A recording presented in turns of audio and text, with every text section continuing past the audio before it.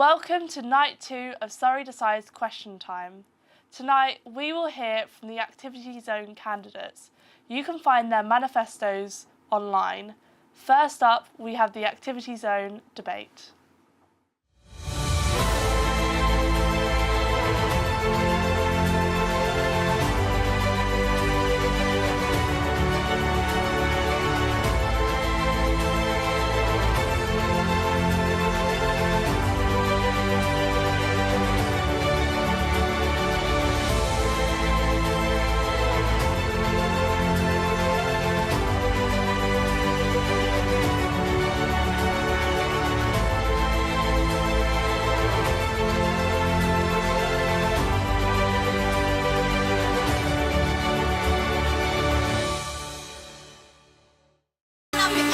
Welcome to the stage, your chair for the Activity Zone debate, Ayadeji Alabi.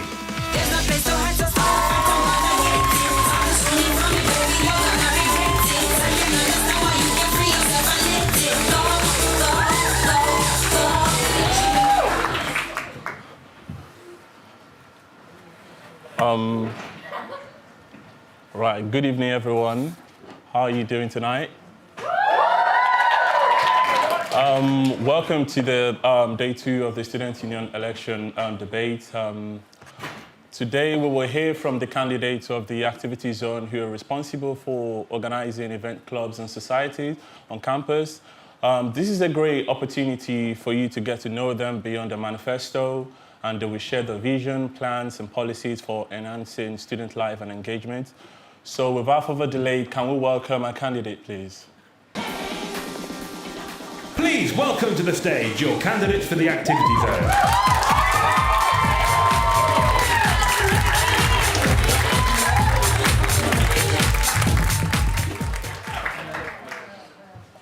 Just to add, for this debate, there is also another candidate for this role who could not attend today. His name is Shadrach. Their manifesto, if they have chosen to submit one, can be found on the ballot. Now to the debate. Good evening. How are you guys? Good, How are yeah. you? We're going to start with an introductory question, the simple, just in 30 seconds. Can you introduce yourself and why you're running?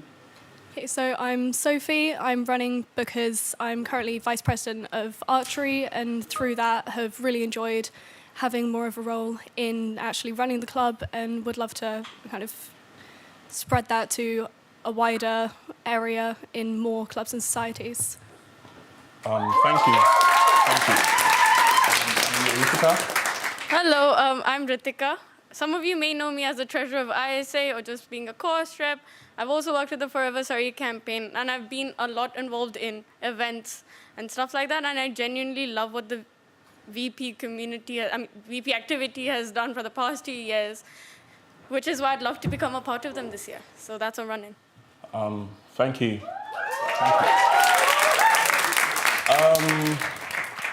Gonna start with just straight to your first manifesto question. I'm gonna start with you, Ritika. Yep. One of your manifesto was improving communication and relations between club, society, and the student union. Can you describe your approach to improving this communication and relation, and what specific strategies do you have in mind? So because I've been part of ISA and I've seen how they work with the Students' Union, number one, I'd like to say that it's been fantastic working with the Students' Union as much as we've been, especially with Joe.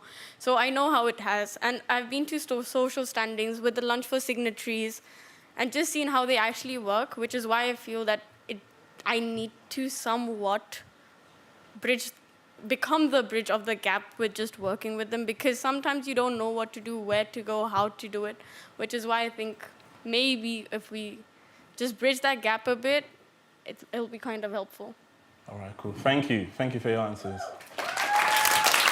And Sophie, one of your manifesto also is an increase signatory networking. You mentioned more networking sessions for signatories to increase inter-club and society relations. Can you tell us essentially why you think this is important? How you plan to increase these networking sessions for the signatories, and what specific events or strategies do you have in mind to achieve this? So, I mean, currently we have the standings every month, which, I mean, could technically work as a way for signatories to connect and everything like that.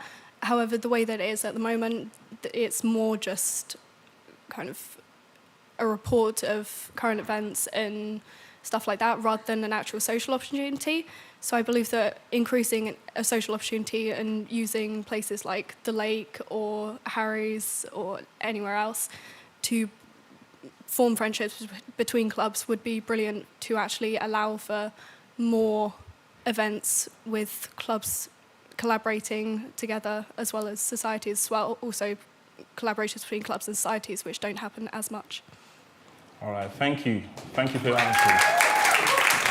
This is a general question to both of you, and this is like looking at your manifesto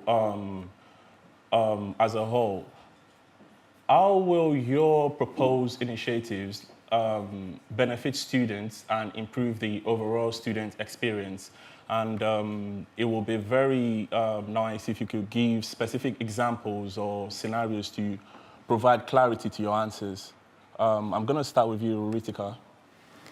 Can I quickly clarify the question very quickly? So how will your proposed initiatives, like your manifesto points, Okay. how would it benefit students and improve the overall student experience? In my second point on my manifesto, it is to motivate and promote more societies. A lot of it because of freshers. Freshers been amazing. The vibe is amazing. So my main point is to motivate and promote them because uni is all about uni life, uni experiences. So with the whole academic sector, it's also about the extracurricular sector. So sometimes I feel we should get a lot more people involved because there are people that are involved, but there's also a minority that's not involved, mainly because they don't feel belonged, or maybe they're not confident in a specific sport, which is why it's kind of important to make them feel that they are welcome anywhere in a society where they feel belonged, or if they're playing a sport, even if they're just a beginner. So I feel if we kind of promote that and we encourage more students, then it will benefit their whole student experience. All right, thank you. Thank you for your answers. And Sophie, do you want me to repeat the question? No. Okay.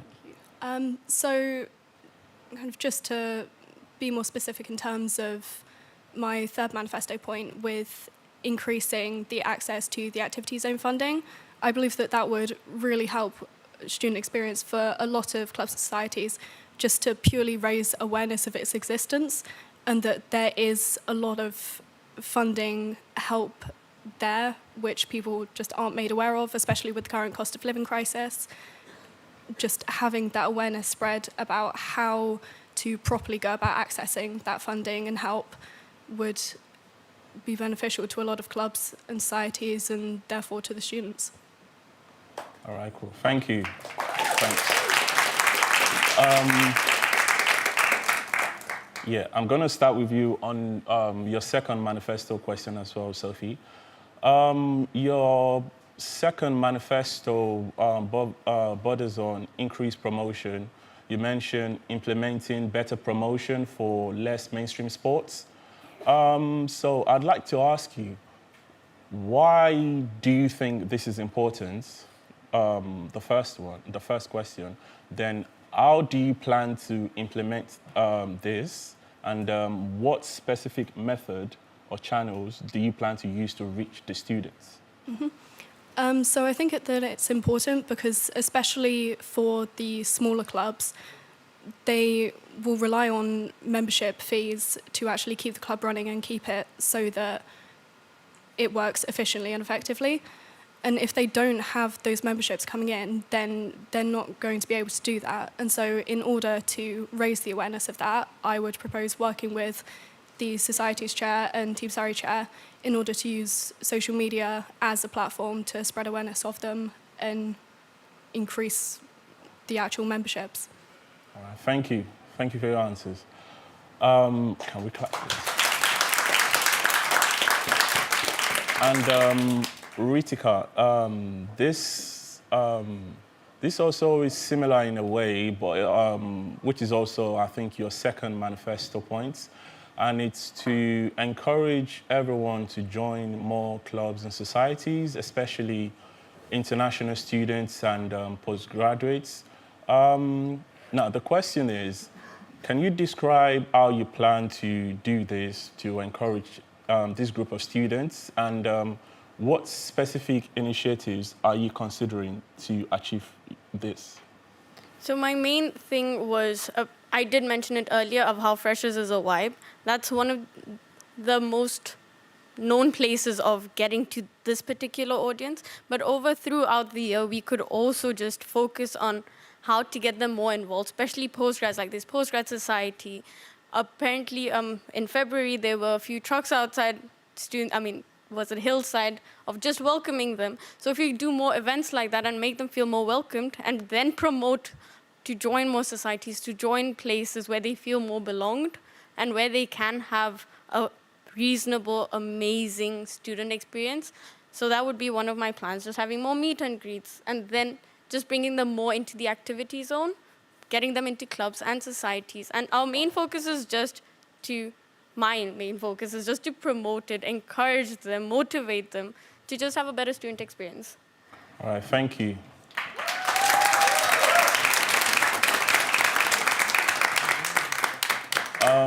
This is a general question, and I'm going to start with you, Ritika, on this.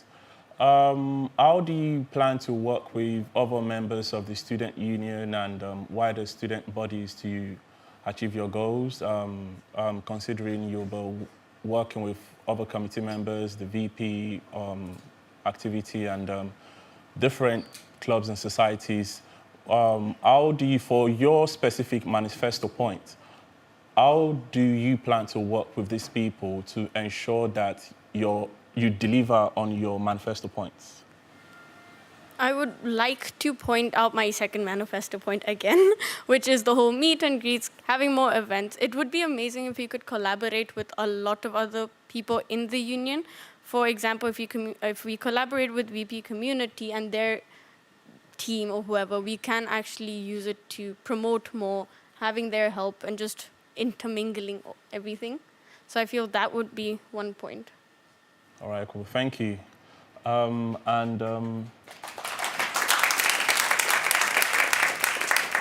Sophie? I feel like it's kind of especially prevalent in my third manifesto point again with bringing more awareness and access to the funding, kind of because I only really found out about it through speaking with the current president that it even existed, just because there isn't much advertisement for it or anything like that. And then again, working with Society's chair, Team Surrey chair, to bring that awareness to it, and also using those to bring more awareness to smaller clubs and societies. Then working with, obviously, like VP support to make sure that all of those societies, clubs run fully, functionally, and that everyone within them is happy and healthy and all of that. Thank you.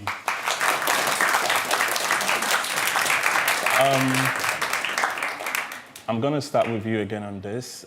This is also a general question to both of you. How will you ensure that the activities you work on are inclusive and representative of all student interests and backgrounds? I'm going to start with you, Sophie. I think that just asking the students would be most beneficial for that, and asking for surveys and kind of looking at especially past events, how they've worked, any feedback on past events, and make sure to take that into account. Working with every VP to ensure that all aspects are covered. And yeah, I think. Thank you.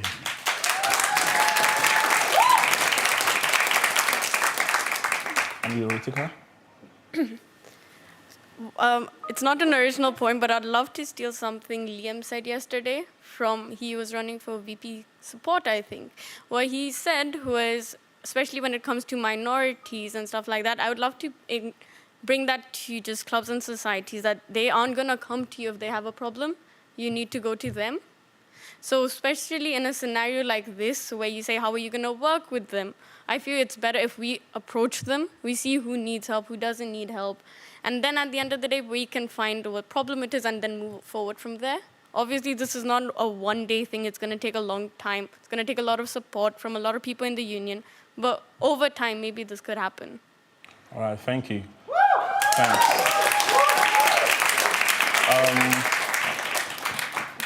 This, I kind of need like a brief answer to this. I'm going to start with you on this, Ritika. And this is on your last manifesto point on mental health checks and distress aid in clubs, societies, and playing sports.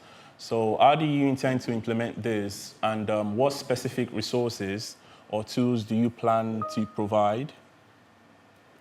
So as I said, I have been working with some clubs and societies, and it does get stressful sometimes, especially if you're playing sports, if there's a competition coming, or if you're in a club and you're organizing an event, and things go massively wrong in events every now and then, which is why I feel somewhere we need a mental health check which is why that was my last manifesto point. And I would love if we could try just promote university health facilities and all our clubs and societies, tell them more about the services being available, encourage them to reach out to someone, just talk to them and have it like a everyday basis thing. Like just keep going and telling them again and again that you can do this. There are these facilities available in the university. So I think that will help a lot. Also, if you just have regular mental health check days and just promote that and tell our signatories to tell the rest of the committee that there are days like this, we need to talk about it, have our social events and a little part in that sector, I think that'll help a lot. Thank you. And Sophie, I know you've touched on this a bit. I just want to ask on your last point, which is working alongside the VP activity to expand access to activity funds. I just want to ask to clarify, what specific steps have you got in place, or do you propose taking for this?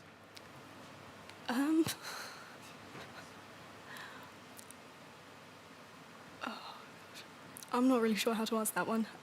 I mean, I guess just possibly using the current standings to provide awareness for kind of their existence and making sure, and because not even with just the Activity Zone Fund, but also using the Forever Surrey Fund as well, which also people aren't aware of, and just making sure that they know how to access them and what the procedures are and bring awareness to it. All right, thank you.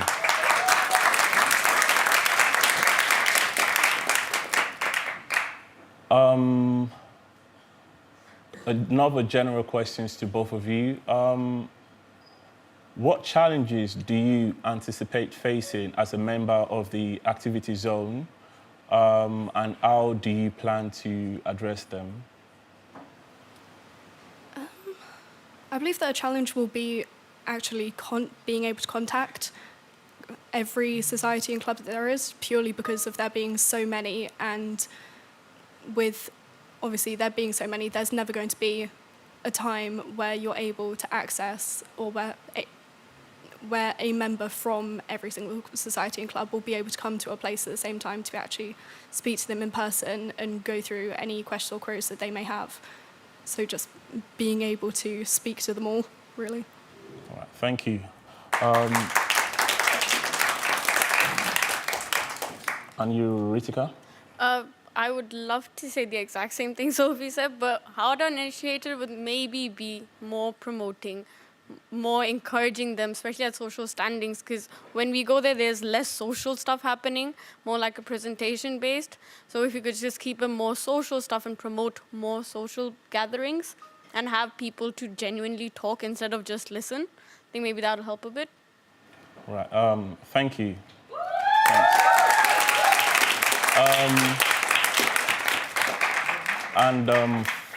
For this last question, this is more for you to just creatively explain. It's not, you don't have to provide a technical answer. It's just, the question is, how would you creatively convince someone who doesn't often socialize to join an event or activity on campus? If the only way, let's say the only way to decide who wins this particular post is for you to go out there, there is a student that does not like to socialize or join any event at all. Your position hinges on you convincing that student. How would you creatively convince that student? I mean, as someone who was that student during first year, I mean, just personal experience, the offer of free food is never going to go this.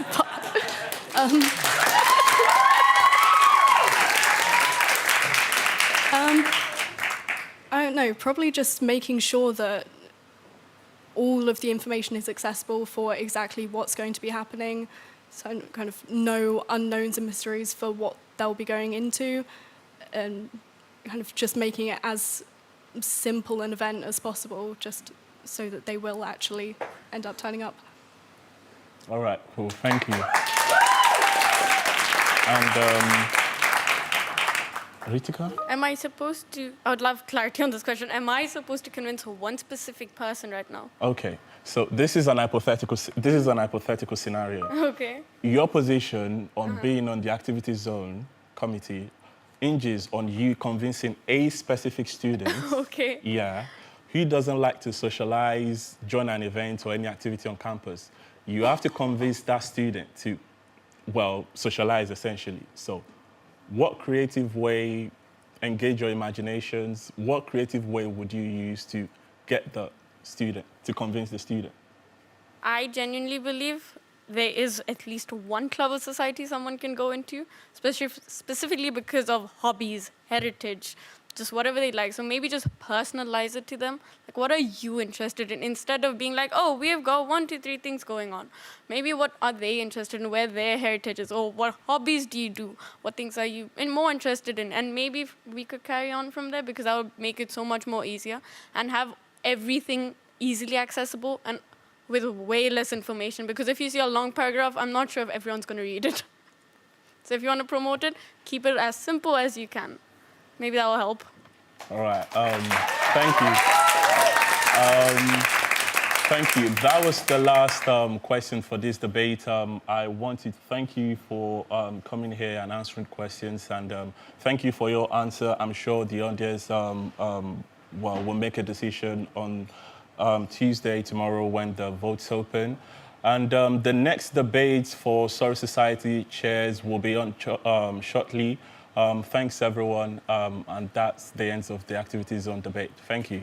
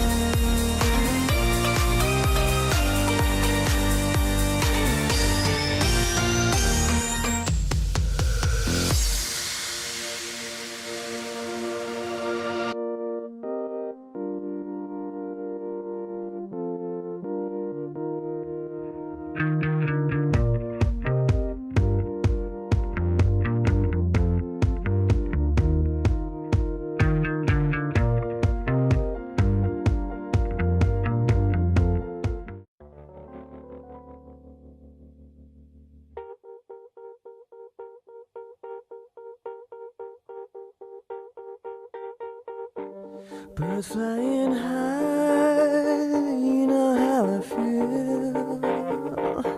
Sun in the sky, you know how I feel.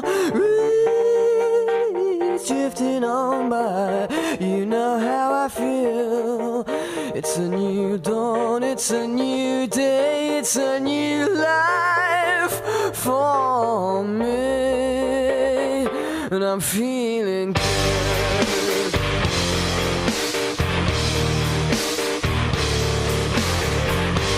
Fish in the sea, you know how I feel.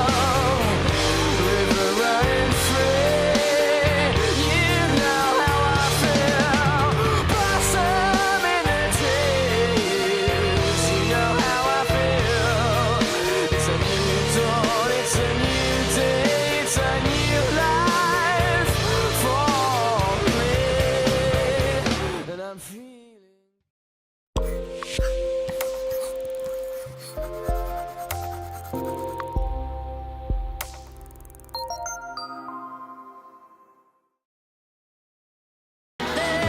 Please welcome your chair for the Surrey Society's chair debate, Tom Good.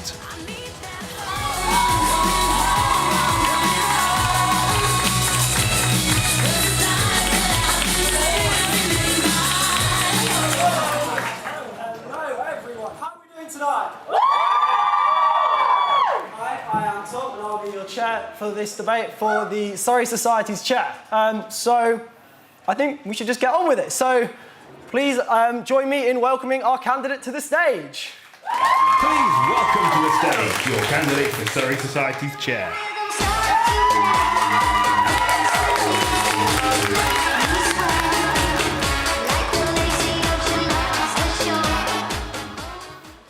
Hello.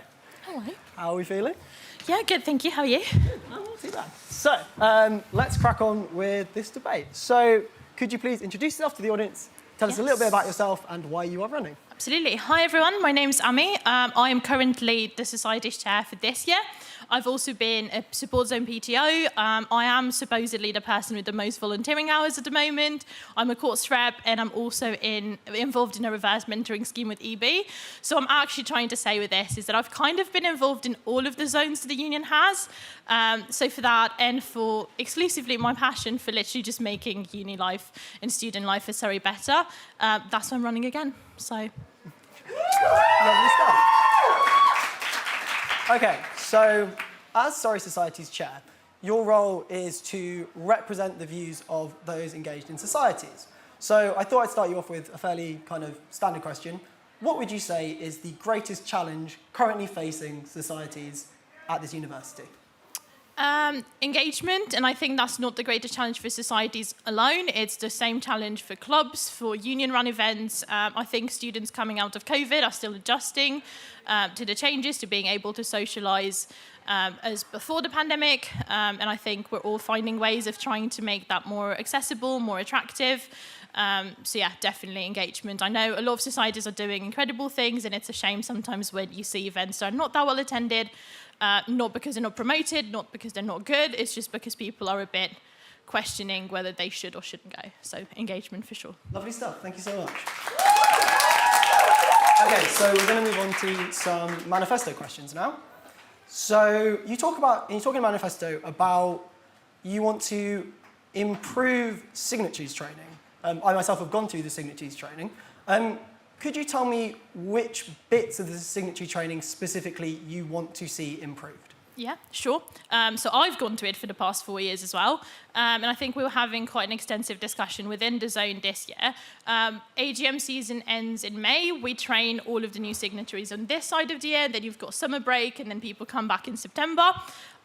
There is a bit of a gap over the summer where people maybe are not that engaged. Obviously, we would love for them to be, but maybe they're not. There was an overall feeling that signatories sometimes forget what they were told in May. So the idea behind improve is more likely do it in May, but also do a bit more in September when we come back. Obviously, we've had Societies Conference this year, which was a lot more well-attended than we thought originally it would be. But that was more general employability focus rather than actual training for Surrey-specific things.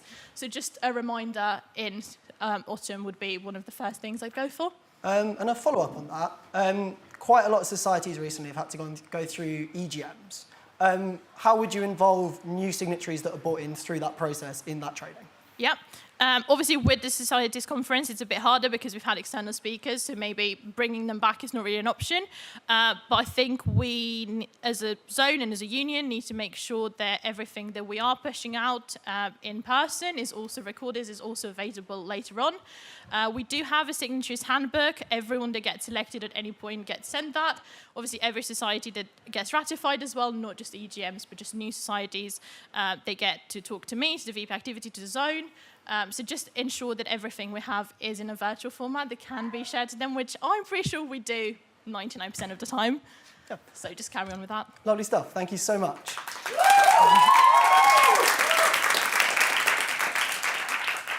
Okay, so following on from that, you talk about wanting to reward and incentivize SIGs and societies. Can you tell me a little bit more about that? Yep, so Sophie mentioned free food earlier. We've actually had a free signatories lunch that was very, very well attended.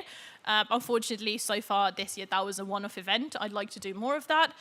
Myself and DAZN were talking about maybe free breakfast catch-ups that would encourage networking, but also giving the signatories the feeling that they do get something in return for their volunteering hours. Liam was saying yesterday about how altruism, unfortunately, is not enough anymore.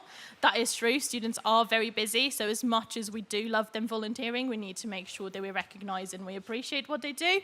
A big point that I'm working on this year, and obviously carry on into next year, is making sure that people know a bit more about Union Ball Awards. It's a shame when we get nominations in and we're a bit like, oh, but we know you've done so much more, why isn't it written down here? Because then it's harder for us to reward people for what they've done. So I guess more awareness, more incentives in a way, and just more events for them to feel like they do belong, and they're not just a SIGs, we're the union, you only speak to us when you need something from us. We also speak to you just to say thank you for everything you're doing. Yeah. Okay, lovely stuff. Thanks so much. Okay, so as you mentioned, and as I think a lot of the people in the audience will know, you are our current Societies Chair. Why run again? I don't think I'm done yet. I feel like I've done a lot this year, but I've absolutely loved it. I love working with societies. I've loved working with the union. I have quite a lot of experience behind me, and I love sharing that with the new and the incoming societies and their committees. I wasn't planning to be here next year. I'm now here for the next 3 years because I've just got my PhD. So I think, in a way, that's probably a very organised way for me to get involved in what I've been doing and just carry on. Yeah. So following on from that, what is something that you wish you could have done this year that you want to see achieved if you get elected next year? Achieved by me Yeah, personally. Okay. I think both myself and DAZN need a bit more clarity and a bit more structure in reaching out to societies that get ratified, especially when they're struggling a little bit. There's a lot of pre-prepping them, and then there's an email we send afterwards, and then I do hold myself accountable with that. I've not really checked in with them as much as I would have liked to. I was looking the other day at who would our candidates for best new society would be, and I realised that I've actually not really checked in with them as much as I could have. So I think, as much as, they get ratified at a standing, and then if they reach out to us, that's great, but I think we just need to reach out to them a bit more, as well, on the assumption that, obviously, we know what they're meant to do, but do they know what they're meant to do? Kind of So thing. engaging new societies is something that you'd really want to focus on? In terms of admin, especially. Okay, lovely stuff. Thanks so much. Okay, so we're going to move back to your manifesto now. You talk about encouraging more society involvement with Surrey Moves. Surrey Moves is a great app with some lovely rewards, although I still haven't got a jumper. Could you just tell me a little bit more how you would encourage those societies as a whole to get involved with Surrey Moves? Yeah, so I think before this year, there's been quite a clear divide between Team Surrey chair, societies chair. Team Surrey is one side, student union is one side. Team Surrey normally don't work with societies, which makes sense because they've got their clubs to look for. There's been a restructuring in Team Surrey. There is a lot more focus on involving people that are maybe not that active. That's kind of where Surrey Moves comes into play. Realistically, Surrey Moves is not for people that are already super active. It's not for sports people. I've been quite fortunate to be working with Team Surrey quite a lot this year. We've had someone come at every single standing and talking about what they're doing, how societies can get involved. When we were talking about that, I think Surrey Move came up quite a lot. There's been already a couple of societies that have been directly working with Team Surrey on Surrey Moves. Getting involved in Surrey Moves is also part of the badges. So in reality, all societies that want to achieve badges should be doing that. So I think encouraging is more making them aware that they exist, showing them why it's good to get involved. Obviously, you've not got your jumper, but maybe you will get your jumper. Just making people aware that that is an option. And I think, I wouldn't have really put this on here if I didn't have the confidence that Team Surrey also wanted this, which is really, really lovely to see. So. Okay, lovely stuff. Thank you so much.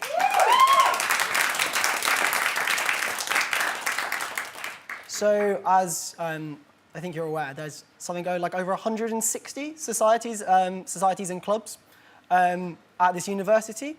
What is one society that you wish Surrey had? Oh my God. You really took me by surprise with this one. We were talking recently about restarting Gardening Society, which I think is really, really lovely. Obviously, there's a big focus on volunteering, and the Surrey Garden is now being refurbished and everything. I would absolutely love to help the people that are currently working on it, make it a bit more established, make it a society so they get the help that they need. Yeah. So yeah, probably Gardening Societies for the Surrey Garden alone. Okay, lovely stuff. Thank you so much.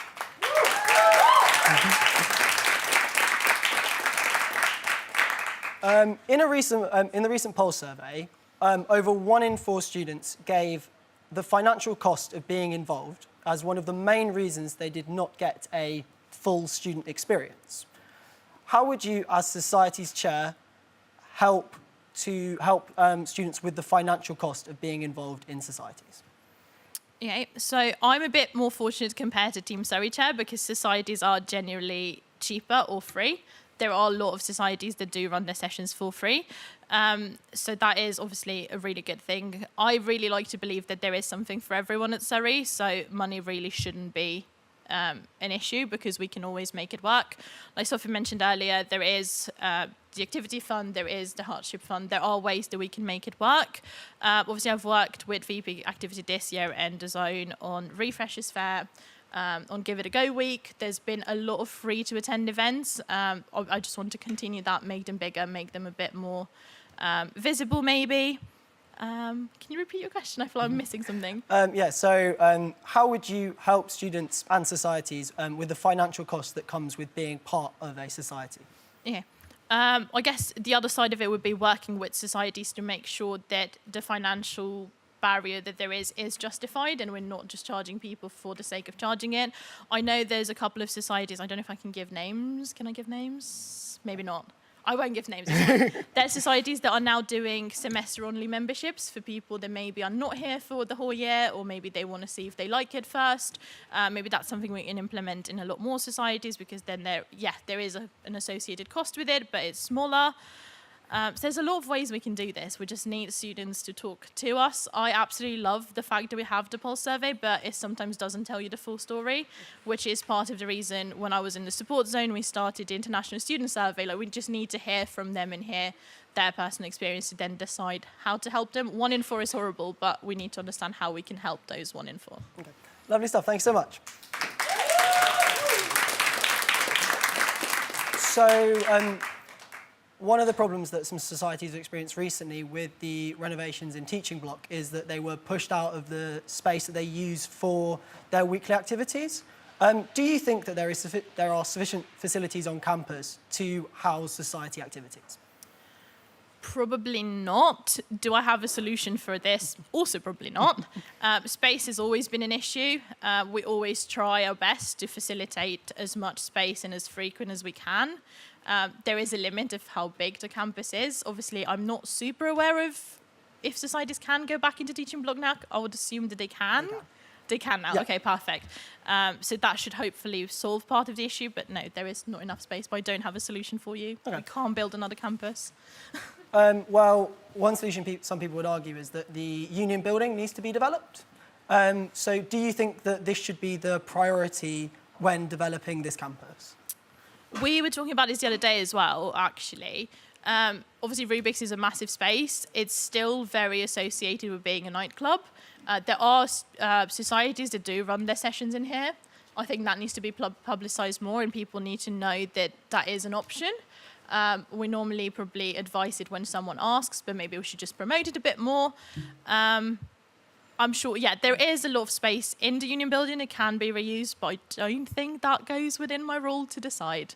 But no, I think just publicising more about the spaces that we do have and making sure that as a union we make the most out of what is a night space during the day as well. We definitely need more space for sober events and daytime events. That's just a fact. Okay, so I'm going to ask you one last manifesto question, which is, you talk about wanting to better establish the society's chair role. As you may see, you are the only candidate running for this role. Do you think we do enough as a union to promote this role? I think we did as much as we could this year. you are going to see that it is the same for every other union chair, sorry, not union chair, every other chair role. There's only one of us for all 4 of them. I don't really understand why. Personally, I think these 4 roles are really cool. They're a bit more structured. I think we can do more. Maybe I could have done more as well. But I think I don't know. It is hard because as much as it sounds cool, it also comes with a bit more responsibility. So you need to make sure that whoever goes for it knows what they're getting themselves involved into. I think both myself and Team Surrey Chair, because we've been working a lot more together than with the other 2 chairs, have been doing quite a good job this year in making ourselves known, both as ourselves and as the role. Hopefully that should have pushed more people to run for it. I can't really tell you why not. There's always more that we can do, and yeah, we just need to do better next year and make sure there's more than just me on stage. I will not be running for 5 years. Is that a promise? No. Okay, that's most of all the questions. So can I get a massive round of applause for Amy?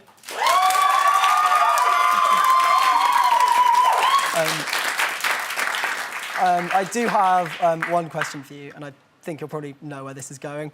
Who has your vote for VP activity? I was expecting this, and I know I'm going to disappoint a lot of people by not answering it. The reason I'm not answering it is because I do have a standing tomorrow in which a lot of the candidates are coming to speak to the societies that I am working with. I think in my position as current societies chairs, it would be really unfair for me to give an answer. Me personally, I have an answer. The person knows I'm voting for them. They know that for sure, so I don't feel the need to say it on stage. They know they've got my support. A lot of the candidates this year have been absolutely incredible. They've all really tried to engage with societies during campaigning and everything, so I'm actually quite happy about that, but I will not give you a name. I'm sorry. That's absolutely okay. Can I have a massive round of applause for one last time for Amy, please?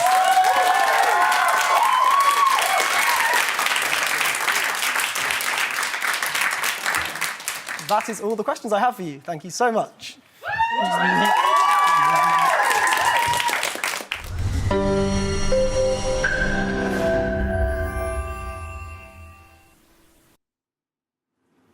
Hello and welcome to Pundits Corner on night 2 of Surrey Decides question time.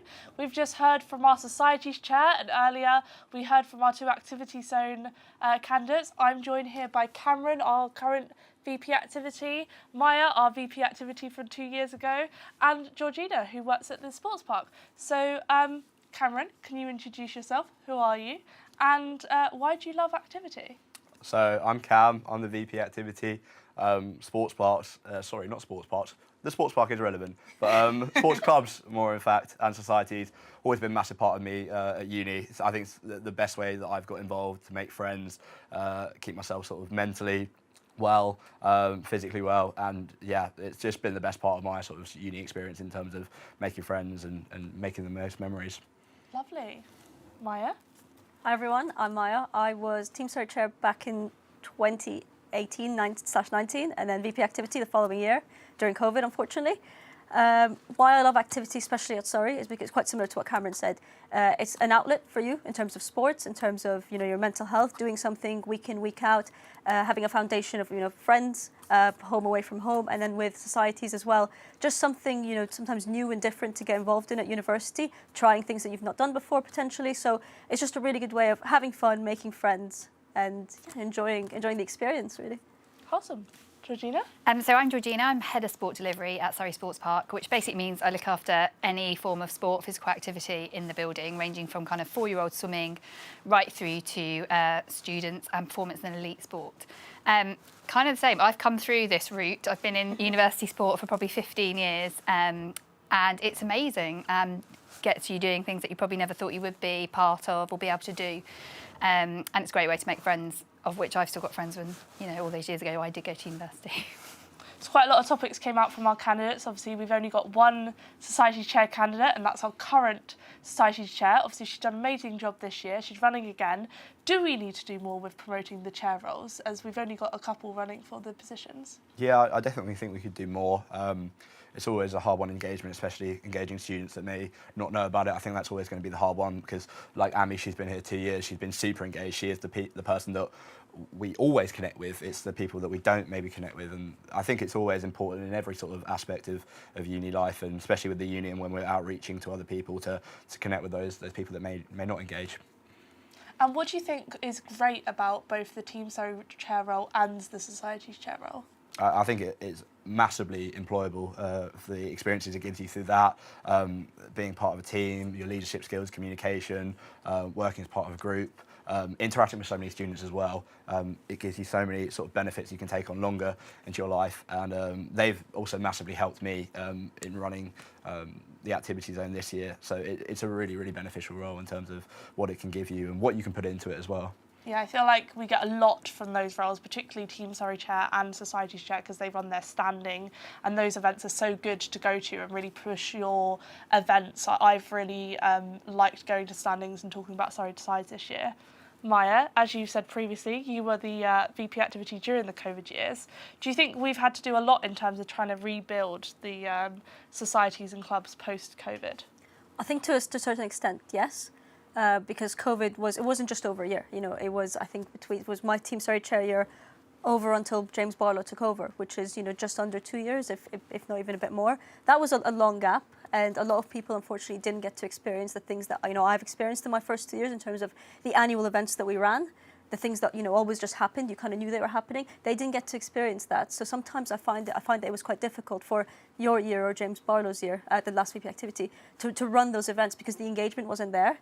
So potentially it's stuff like that we didn't have to market as much before, that I think maybe now needs a bit more of a shift on marketing. Because people don't, you say things like, event names, like maybe even grad sport, or you say that and you think that people know it, but unfortunately they missed out on it, so they don't. So you need to kind of go back to, and restart that event that we all know and we love. So I think it has been a bit difficult, but I'm sure it'll get there, and I'm sure it has been getting there gradually. I do see it, on social media. I still keep up. I do see that, these events are happening and you're gaining interest, but of course it's harder. And I'm sure you both experienced that. You're both here, so you've seen the shift, whereas I left.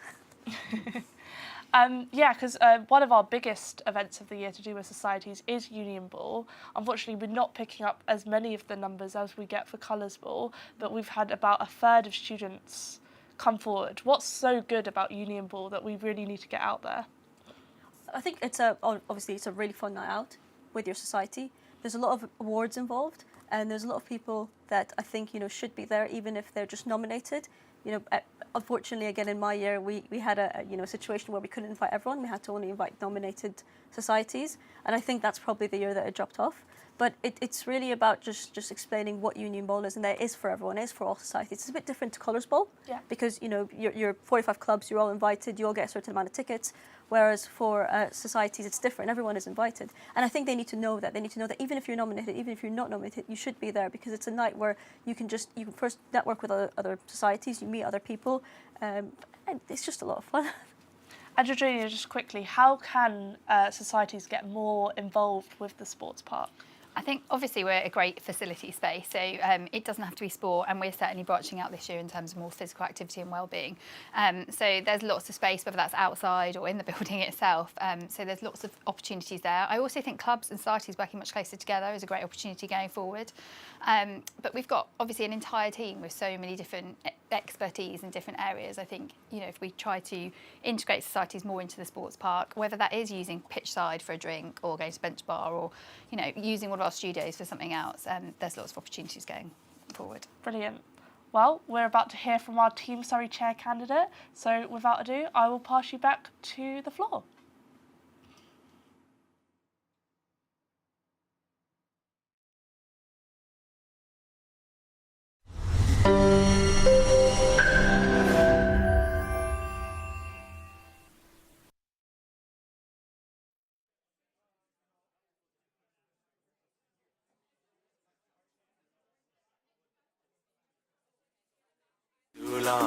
Please welcome to the stage your chair for the Team Surrey chair debate, Jasmine Dormer.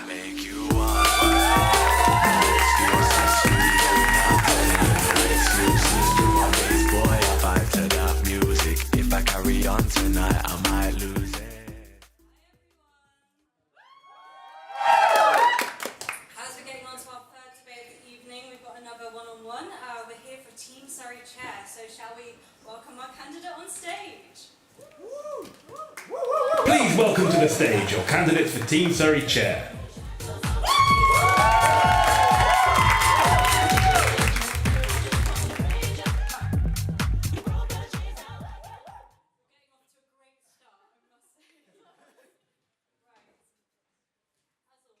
Start with your brief introduction. Who are you and why are you running? Hi everyone. I'm going to keep this nice and short. So I'm Josh, current second year sports science student. I'm the current badminton activator and cheerleading wellbeing champion. And I would like to be the Team Surrey chair, as I believe that everybody should have access to sport. And I want to sort of break down those barriers that stop those. So yeah. Right. Thank you. Right, so we're going to start with a bit of a general one about your manifesto. Several of your manifesto points discuss developing current schemes within Team Surrey, but what's something fresh that you can bring to the role? So I believe, I want to sort of focus more on participation. So nothing to fault previous Team Surrey chairs, but say as an activator, we've definitely struggled with participation as a whole, and I think that's across many different sports, and not just the team side, but the social side. And most people know that sport is definitely the best place to get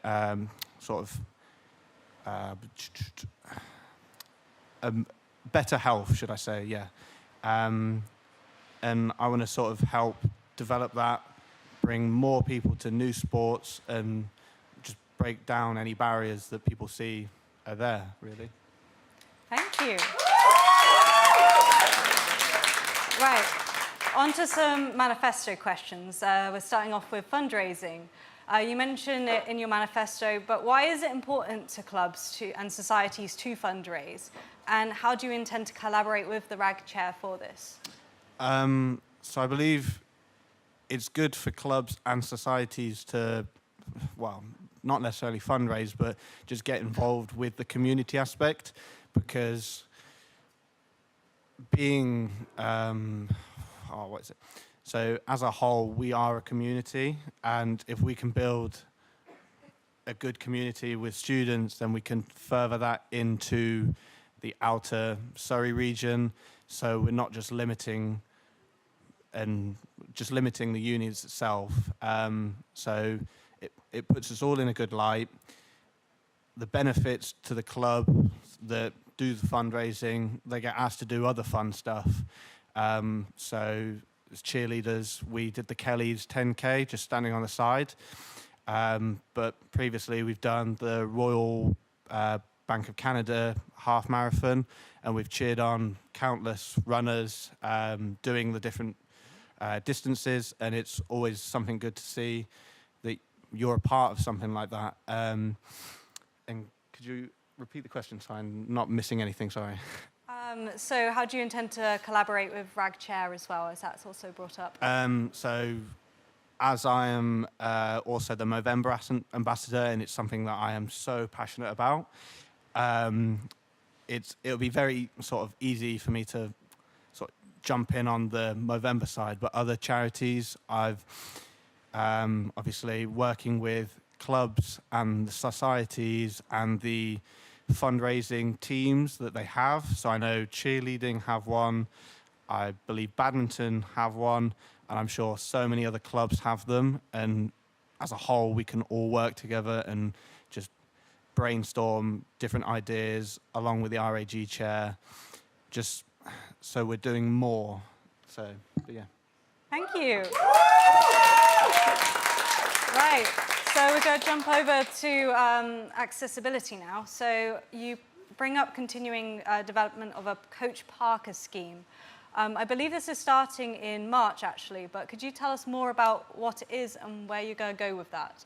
Yeah, so the Coach Parker can be seen as a gateway into exercise and fitness.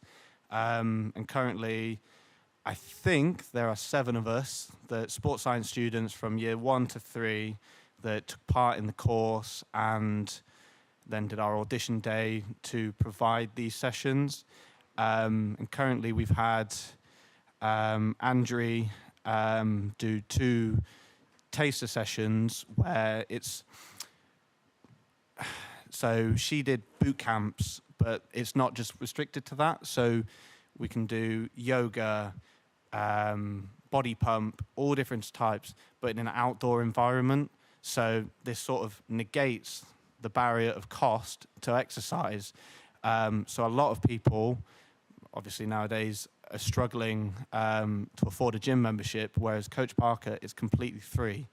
And obviously, it's something I wanted to get involved with because sport has been my life as such, and just being able to provide that for others just gives the satisfaction. But obviously, we're trying to build it up more, so we've got more sports science students and potentially other courses and their students, just to provide these fun sessions by the lake on the little AstroTurf, just doing different exercises, whether it be yoga and others, yeah. Cool. Right. So a lot of what we're talking about is based around inclusivity at the moment. What's your opinion on performance sports, and should all sports clubs receive equal benefits?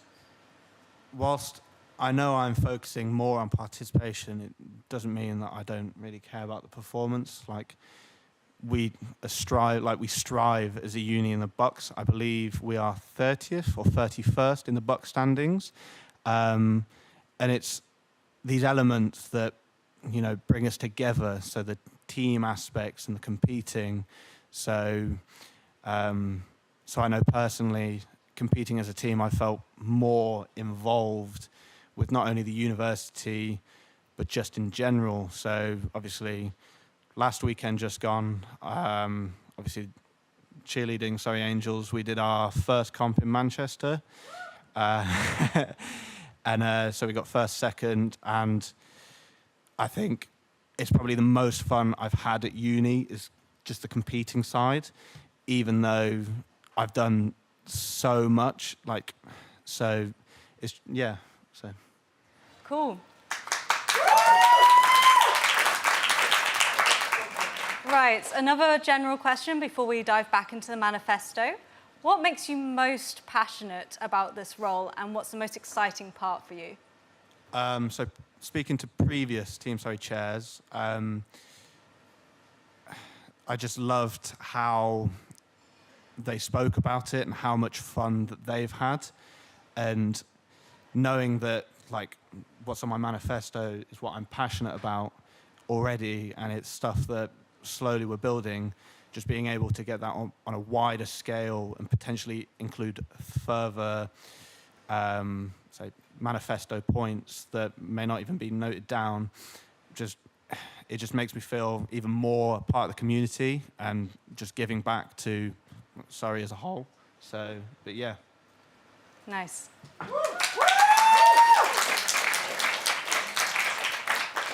Right, back onto the manifesto. So you talk about support for more collaborations, and it's a common manifesto point. But what do you define as support, and what will you provide? So as support, I'm talking about just communicating with the societies that may be lacking in numbers.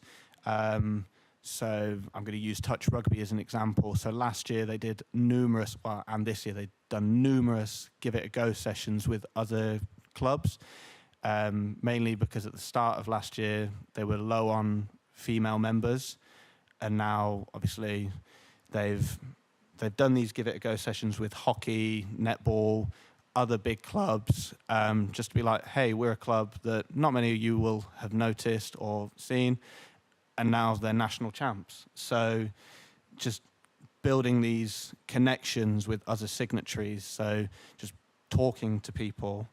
And what else did you ask, sorry? How will you provide this support?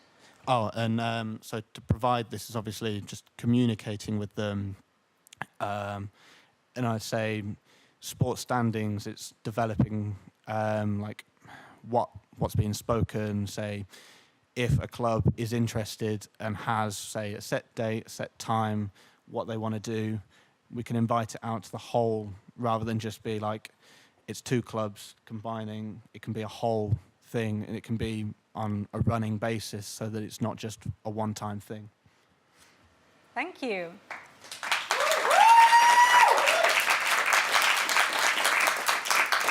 You also talk about engagement with IMS leagues. Whilst engagement is always encouraged, when it comes to IMS leagues, a club like football is oversubscribed. How would you deal with a capacity issue like this? So I run the badminton, and we're at capacity as well. So it's just looking at ways we can develop the leagues, whether it's running 2 leagues at the same time. Granted, that runs the issues of where do we get the manpower from. So I'm quite fortunate that I managed to make all the free time in the world for Team Surrey, and I'll happily do extra days if needed. And it's just finding those fine, like, little details where we can go, here's an extra day where so many people are free. Why don't we try and offer it then? Or we could, so I'm going to use badminton as an example again. We're looking at improving numbers by utilising the same league system that football use, so that we can get people in at a certain time.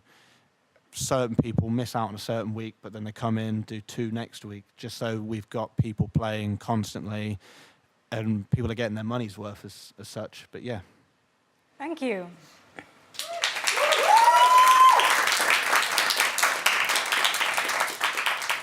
It's time for the last manifesto question. This one's about Disability Week. As far as I'm aware, specialist equipment was brought in for these sessions. So what do you mean by potential for correct equipment to be on hand? So speaking to some clubs and societies, so I know American football, I can't remember if it was either rugby or American football, where they did a joint one, but I don't believe they had the wheelchairs. But they brought in a coach, they just didn't have the wheelchairs there, and it's maybe just seeing if there's somewhere in Surrey that provides the disability sport and being able to work with them.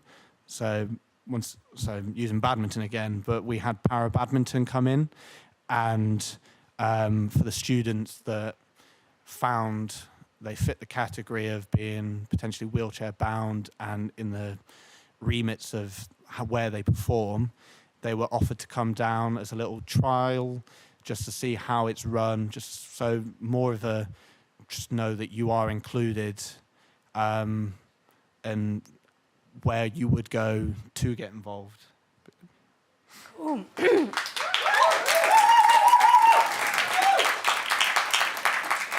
Time for a general question about Team Surrey. If you could only change or work on one thing in Team Surrey, what would it be? Participation. It's known that sport, like being involved and just engaged in stuff, obviously provides better mental health. And if we can give that to the university as a whole, it's ticking the boxes of every zone really, community, support, activity, all of them together. And I'd say that's probably where I would go if I could only choose one, but yeah. Cool.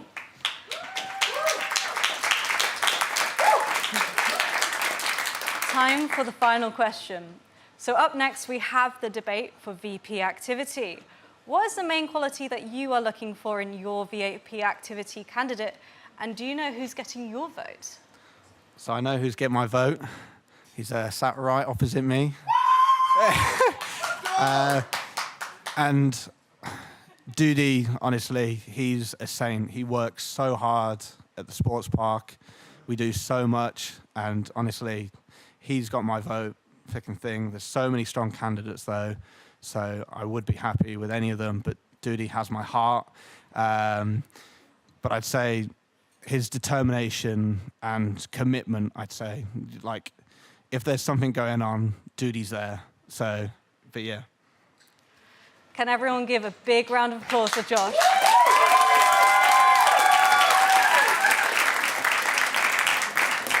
Thank you, everyone.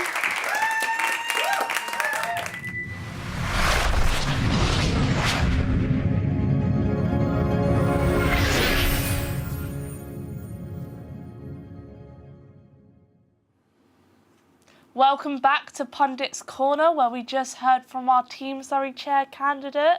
You've been up there, Maya, yourself. Do you think he did well?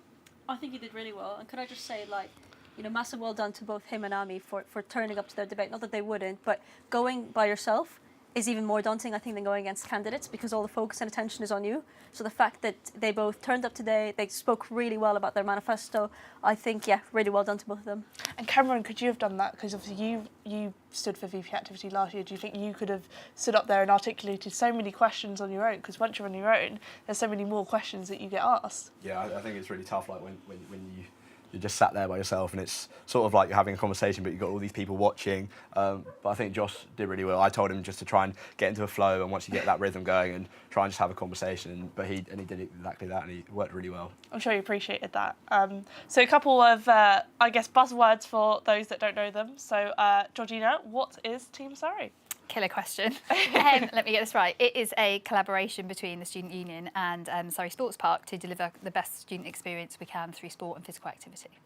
And coming on the back of that, why is the Team Surrey chair so important, especially at Surrey? Because it's our touch point with students. It's the bit where we really get kind of that research and into what students really want to do. I think we can all sit in offices or deliver sport to the standard we think that's the right thing to do and what students want to be involved in, but actually having someone on the ground who can talk to students and possibly talk to the students that we don't engage with on a regular basis is massively important. I also really like the fact the ideas that come forward. So if you can't like dream now as a student, when can you? So actually really put forward those ideas and we can give everything a go. Brilliant. Cameron, what is Varsity? Varsity, so a massive, massive day. It is essentially a massive sports competition between Surrey and our rivals Royal Holloway, in which near enough all the sports clubs and a few societies this year, which is I'll elaborate on, play each other in a competitive day, and it all gets totaled up and scored, and at the end of the day, either Surrey or Royal Holloway is the winner. Surrey's the winner. So we have won it. I think this is our 11th year participating. We've won it every year since. But yeah, it's a massive day. It's the 22nd of March this year. We'll be up at the sports park. We have lots and lots of different sports and clubs participating. So we have people playing chess, people playing football, people playing lacrosse, to video game society having competitions. So it's a really, really massive day, and it should be fun, very fun. And I think that's something people don't realise is actually societies can take part in Varsity as well. Yeah, so it's we had a few last year and we've tried to sort of expand on that. We offered it out to both sports clubs and societies this year. So yeah, you have pole fitness, you have chess, you have video game society, and it's really, really good to see those guys getting involved, especially with something like video games where esports is so massive. To see them getting involved, it's great, and it makes the day so much more interesting to have such a variety where you can be up in the sports park, watch something at one point, then go out to the AstroTurf and watch a team sport. Yeah, it makes all the difference. I agree. Maya, what is Surrey Moves? Surrey Moves, brilliant app, first of all. I think Surrey Moves Plus now, we rebranded a couple of years ago, didn't we? It's an app, it's a platform where we are sort of targeting people that are not necessarily active, not necessarily in clubs and societies or clubs, to basically get them more involved, to get them more active, to get their energy levels, higher.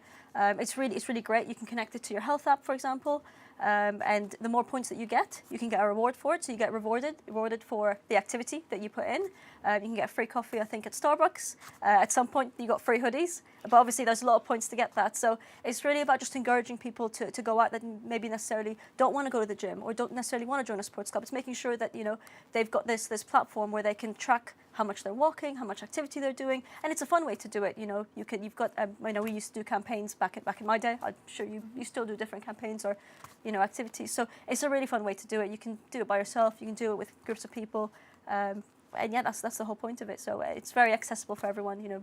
That has a phone. And following up from that, do you think especially during a cost of living crisis, more and more students should invest in Surrey Moves because it is a nice way to get free stuff? Yeah, absolutely. You get free stuff, and it doesn't really cost anything to necessarily go out on a walk or go out on a run. So, like I said, the accessibility aspect of it, it's there, and again, it's just a fun way to go out and get free stuff. Yeah. Georgina, what is next for SSP, and what challenges does it face becoming part of campus culture? What's next? Who knows? Who's the next VP activity? We'll find out soon. Exactly. Very exciting. We've got lots planned. We continue to plan, obviously. Due to Sports Park being a massive facility, we are already in planning stages for September onwards for next year. So there's lots and lots ahead. We've got obviously 45 sports clubs at the moment, and that's ever growing. So that's something we continue to develop. I think from being part of campus life, there are certainly challenges ahead in terms of cost of living crisis and actually the way that students have come back and engaged in activity. So I think we've definitely changed style over the last couple of years in terms of that real participation piece. The performance element and bucks obviously still exist and are still very, very important, but actually engaging with more students is what we want to do. And just being physically active, so yeah, using Surrey Moves is a massively important tool that we have. So if anything, the biggest issue is the barrier of the road in between here and Manor Park. It's a long walk. It is a long walk, but you get your points. So if you download the Surrey Moves app, by the time you get there, you can have a free coffee in Pitchside. So there are benefits to it, but I think there's physical barriers, which we're going to continue to kind of come across. And that includes space as well, because at some point we are going to run out of space due to the fact we have loads of students who want to participate and be involved, which is actually a really positive barrier.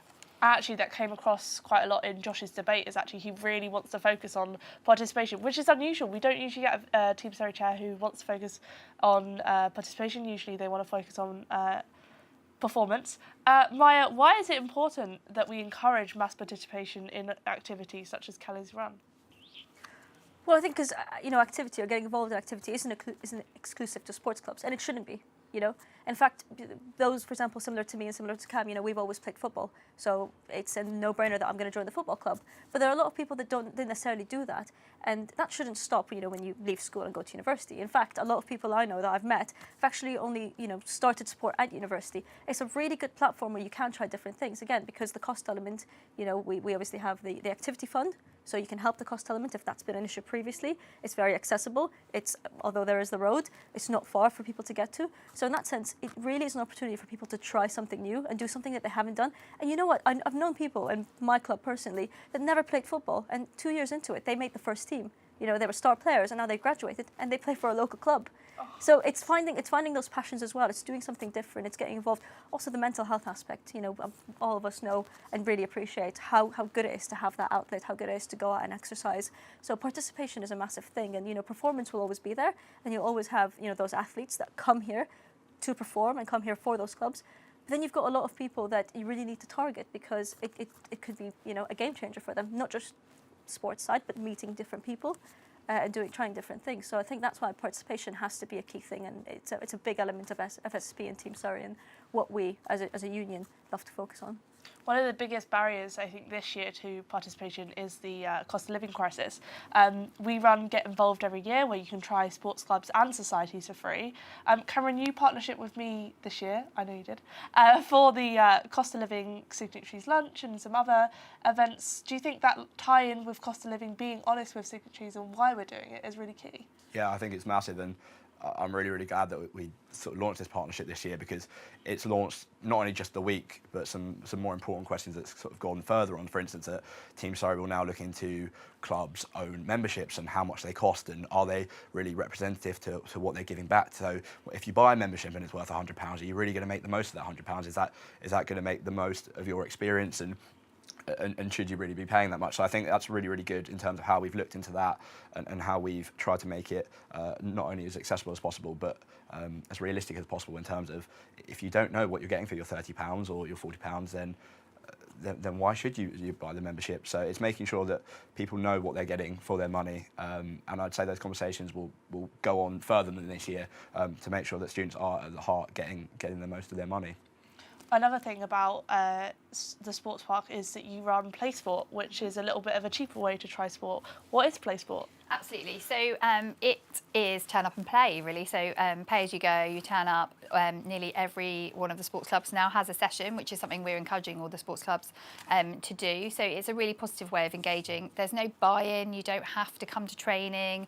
You don't have to make a team. You don't have to get picked, any of that. There's none of that. It's very recreational and just kind of an extension of give it a go.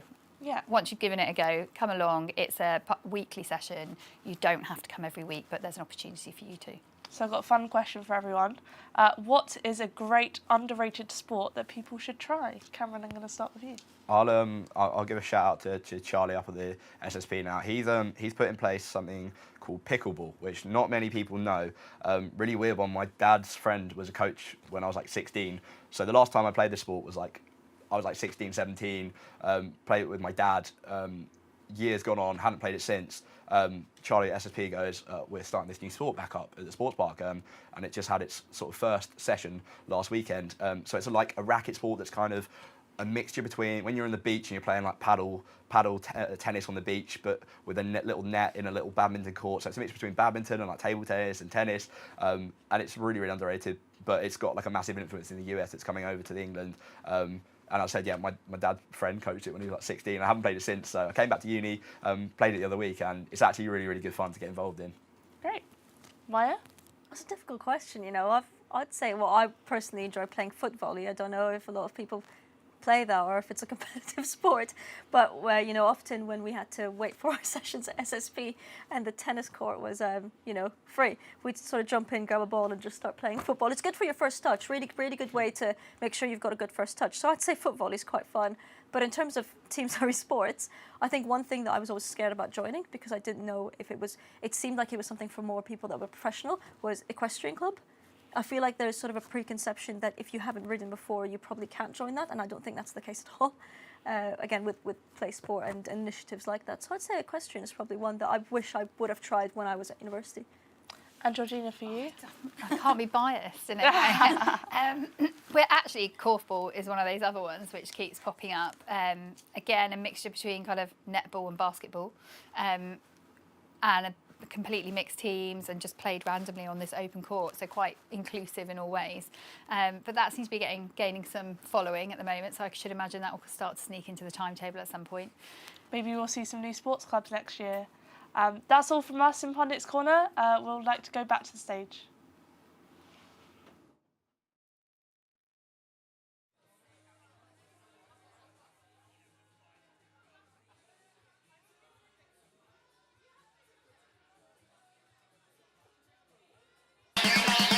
Please welcome to the stage your chair for the VP Activity Debate, Tom Good.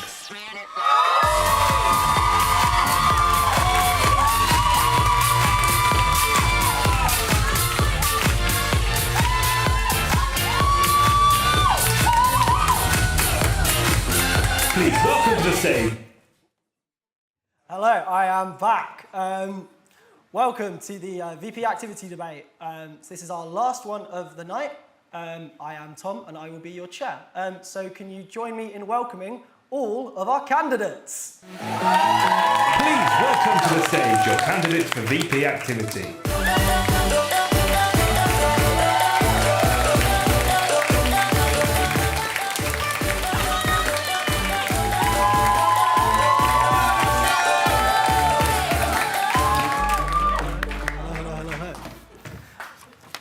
Lovely stuff, lovely stuff. So before we get going, I would just like to mention that there are two other candidates for the role who cannot attend today. They are Shivai and Puneet. Their manifestos, if they have chosen to submit one, can be found on the ballot. So to start off with, I'm going to start from my left and we're going to work our way around.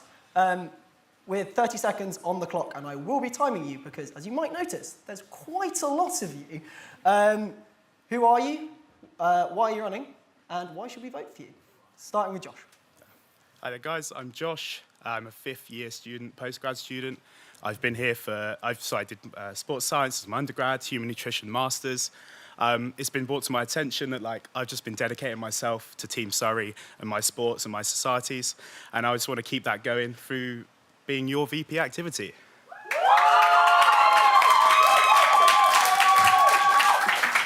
Thank you, Josh.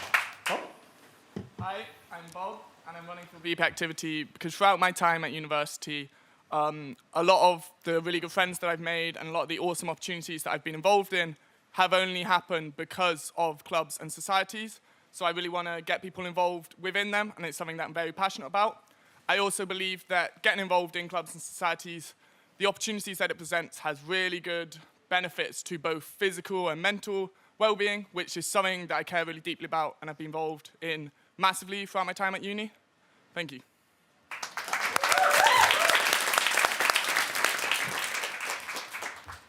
Hi everyone, my name's Heidi and I am current president of AutiSoc and treasurer of GameSoc.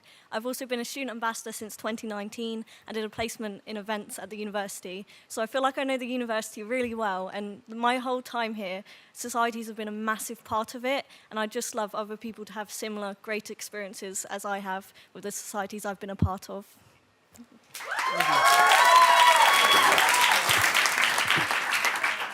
Hi guys, for those of you who don't know, my name is Dudi, and I'm the Vice President for Volleyball, also the Activator, also the Wellbeing Champion, also the Assistant Coach for both women's teams, and I do volunteering when I can.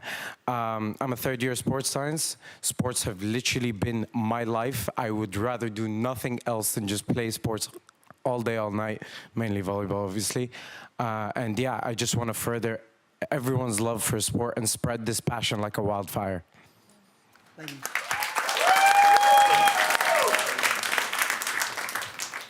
Hi everyone, my name is Amy Obi. I'm a final year accounting and finance student. I've been a course rep, a part-time officer here on the activity zone, also WOKE's vice president, WOKE's wellbeing champion and women's rugby wellbeing champion as well. I'm running because I'm passionate about activity overall. I've experienced a diversity issue firsthand as a person of colour, a black woman, and also someone who is neurodiverse. I aim to encourage people to get involved and understand the importance of being involved in participation as a whole.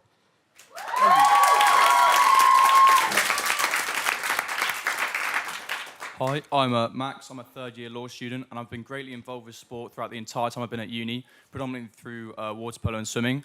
I was men's captain last year. I'm currently on the committee for the newly formed Wine Society, and throughout the whole time, I've seen the great impact that extracurricular activities have had on student lifestyle. So I've decided to run so I can play that part in making sure that everyone has an opportunity to experience the things that I have for the time I've been here. Thank you.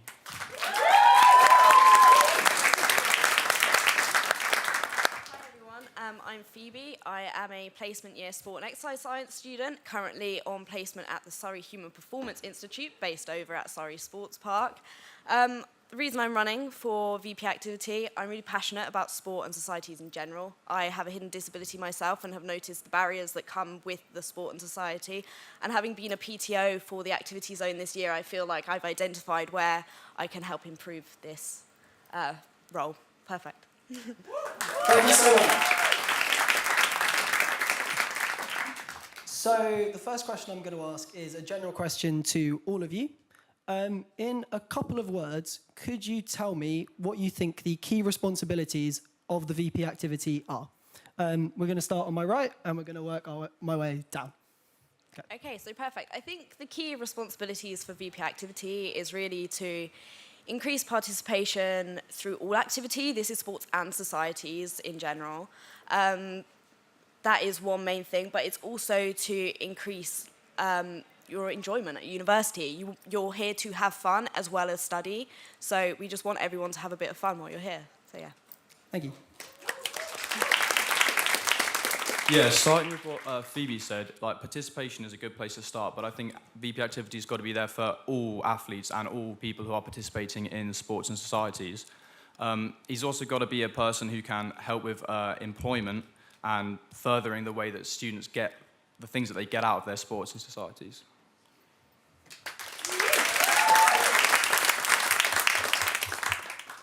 I believe the VP Activity is a representative for clubs and societies, but also employability. So I see it almost as a triad. I think it's really important for them to sort of be the face and for people to be able to come and reach into them to sort of better their university experience as a whole, because clubs and societies and employability are equally as relevant.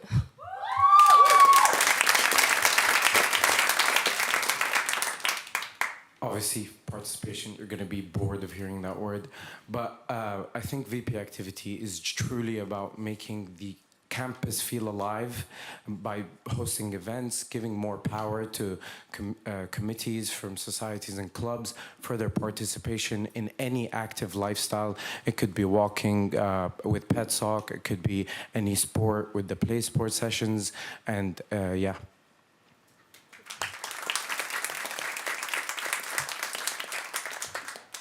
Yeah, so as has been previously mentioned, they're kind of just the face of clubs and societies, and they're also increasing employability opportunities by encouraging people to be signatories and offering workshops and kind of things like that.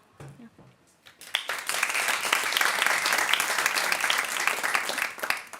So yeah, getting people involved within sports and societies is a massive point of VP Activity's role. But then I also think well-being within those clubs and societies and like looking after the members. And I would say the third main important point of VP Activity is helping the committees and helping the SIGs of those clubs. Something that Cam's done really well this year is top-down running of clubs and societies. If you provide for them, they can provide for everyone else.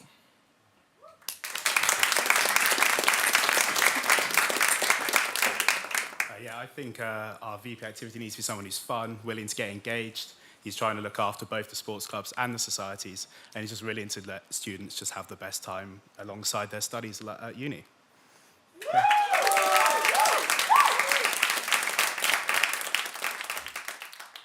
Thank you all so much for those answers. So we're going to move on to some manifesto questions now, and I'm going to start on my left. So, Josh, you talk about developing a family community throughout Surrey. What do you consider to be a family community? Well, I just think within sports clubs, like I wouldn't want to name any names, but there's a lot of people where they don't feel like they can get involved in these clubs because I'm not an elite level athlete, or I'm not in this friendship group. I just want people to be able to go to these clubs, maybe to just play some sports, join in with the socials, and just like feel a part of a family without having to be, I'm an athlete, I'm a dual career athlete, I just want people to just get involved and have fun. And the same with societies, like, I want to try this new thing. I want to get involved in this society and just be able to do that without being sort of scared to do that. And then on a follow-up on that, could you give me one example of how you would help foster that community within clubs and societies? Yeah, of course. So I think like a lot of teams already have this, but make sure teams have a team sport, like say football, netball. Make sure they have a team where, this is the top level.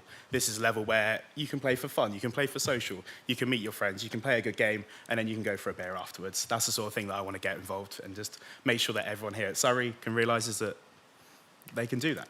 Yeah. Okay, thank you so much.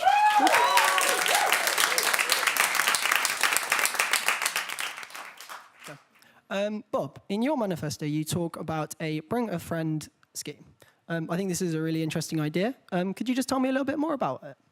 Yeah, so throughout my time at uni, so I'm very involved in clubs and societies, and I've often had friends go to me, I'll come along to one of the sessions. Yeah, let me know one of these times I'll come. But then they never do. And I think that having a set session maybe once a month or even more frequent, less frequent, we'd have to work with it. But having a set session which is dedicated to bringing friends and even incentivizing that would encourage these kind of people who always are saying, I'll get involved, to actually come and get involved. And I think it's such an easy way to recruit more people to clubs and societies and increase participation is through the people, right? Everyone knows someone who's in a club and society. So get people to bring their friends to these clubs and societies. Okay, thank you. You also mentioned potential rewards for this scheme. Could you just elaborate that a little bit? Yeah, so this is definitely something we'd have to play around with. I've thought about potentially you could do it so that anyone who brings in a friend gets entered into a raffle, that kind of stuff. You could also do it through Surrey Moves with giving them Surrey Move points. But also just the reward could be free entry for these new members, right? So for the friend that comes along, free entry for them.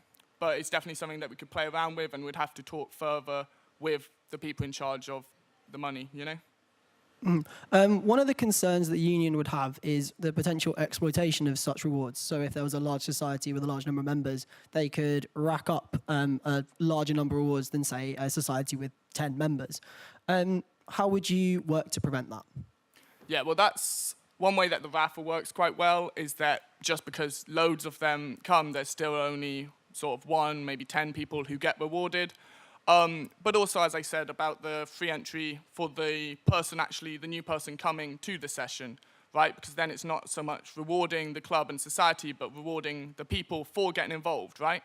And if you want to increase participation, I think rewarding people for coming to these sessions is such a great way to do that. Okay, thank you so much.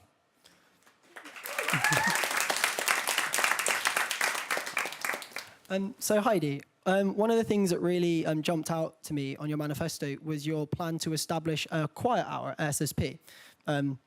Could you just go into that a little bit more and tell me what would this entail and how you would achieve this? Yeah, so I had a brief conversation with Surrey Sports Park just to see if it was feasible, because it does sound like quite a big, intimidating thing. But I think it would be very beneficial. So it might just start off as maybe a few clubs having one session a week, one session a month, where they just open it to neurodiverse students and just make the support clear. So if they feel nervous about joining the society, they know that there's someone who can support them there.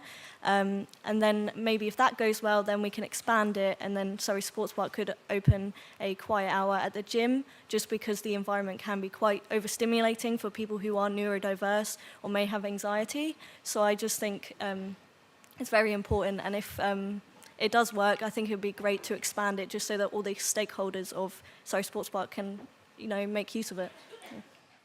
What do you mean by expand? How big do you think this could get? Well, so as I mentioned, it would start smaller with the clubs, yes, the clubs, and then see how it is received by the student body. And then if it does go well and there are people who demand it, then we can just make it more, we can expand it to the gym and kind of the swimming pool at Surrey Sports Park and just kind of things like that. Okay, lovely. Thank you so much.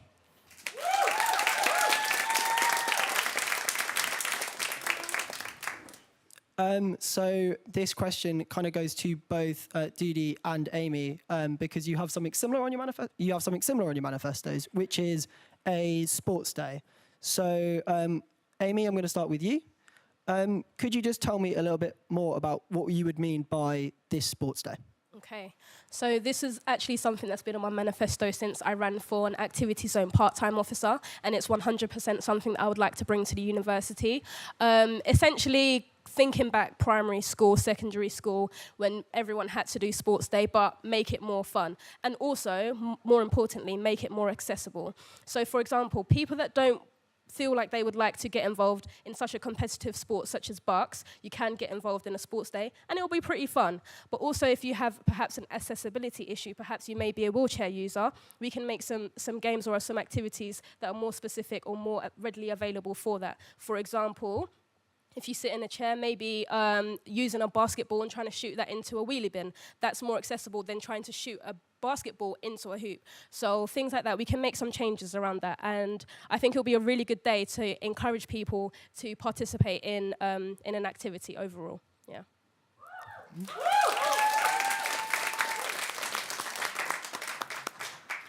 So yeah, I feel like we don't use enough of the Surrey Sports Park space or any space on the campus like Pat's Field and such for like big events and like what's the word?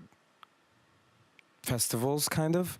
So Sports Day does feel kind of like a festival. You can have food stands, there's so much opportunity for clubs and societies to not just stand in a refresher's fair or a freshers fair and just be like, hey, this is my sport, this is what we do, this is my society, this is what we do.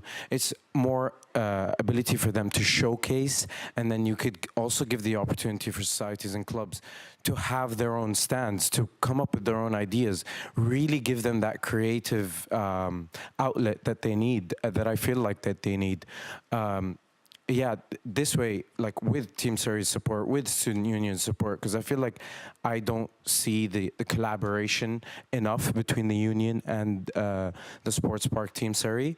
If both of them got to collaborate and push the students, push these committees and everyone involved to have a sports day of some sort, it could just be one big stress relieving day where it was just completely fun for the students involved, and entries would be free, but yes, there would be kind of like a ticket system, almost exactly like a festival would be at school. I think that's my view on it, just to further that activity, to make the campus really feel alive and be like, yeah, that right there is the American football stand. That right there is the basketball one. Oh, I know a friend that's inviting me to his stand and I want to try everything. That's what I think. Thank you so much. All right.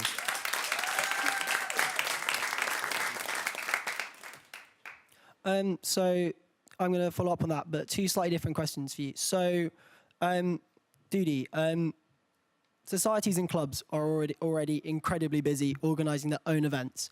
How will you encourage them to engage with this new kind of additional responsibility that they might have to get involved with?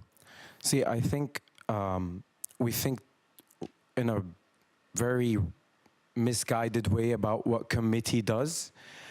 Right now, it's set up that, yeah, these 5 people are committee, they make all the decisions and they put all the effort and they do all the volunteering and everything like that. But I need it to feel more almost, what's the word I'm looking for? More inclusive to every member of that club. Yes, I could, in my first year, yes, I was part of volleyball, but was I really involved in any planning, any running of events, anything further than just participation? I feel like if we push societies and clubs to further engagement with their own members, because yes, we do look at branching out and growing your club and gaining numbers for your play sport sessions or for your socials, but we don't actually look at what happens after you come to those play sport sessions, what happens after you start attending those socials. I'd like for everyone to feel part of the process. So yes, being on committee, 2 roles on a committee myself, yes, we are very busy, especially trying to earn badges. But why not have these stands? We create the ideas, we take the input from our club members, create the ideas for one of those stands or one of those sports events that we could put on that sports day. And then, here you go, hand it to my own club. Do with it as you please, run any big decisions by me, and it's for you. And that maybe even helps those society club members to feel more ready to take on something like this, to have a chair role or to go for president. I feel like pushing their development especially is really important, and that's how I do it. Okay, thanks so much. And then a slightly different question to you, Amy. From what I'm kind of feeling, yours is slightly more kind of union-led rather than kind of society-led. So how are you going to encourage just the general student population to get involved with your sports day? So I think one of the main things is to increase university communications. I do know that a sports day was run last year, but I think perhaps one of the things that could have been improved is actually the communications. Repeat question, please. We've talked about getting societies and clubs involved, but I'm more interested in the wider student population who might not be involved in those societies and clubs. How would you get them to engage with your idea? Yeah, so the main thing being increase in university comms. I think also for varsity, we do a promo video. So I think if we can keep the same or similar energy, then we can reach out to more people.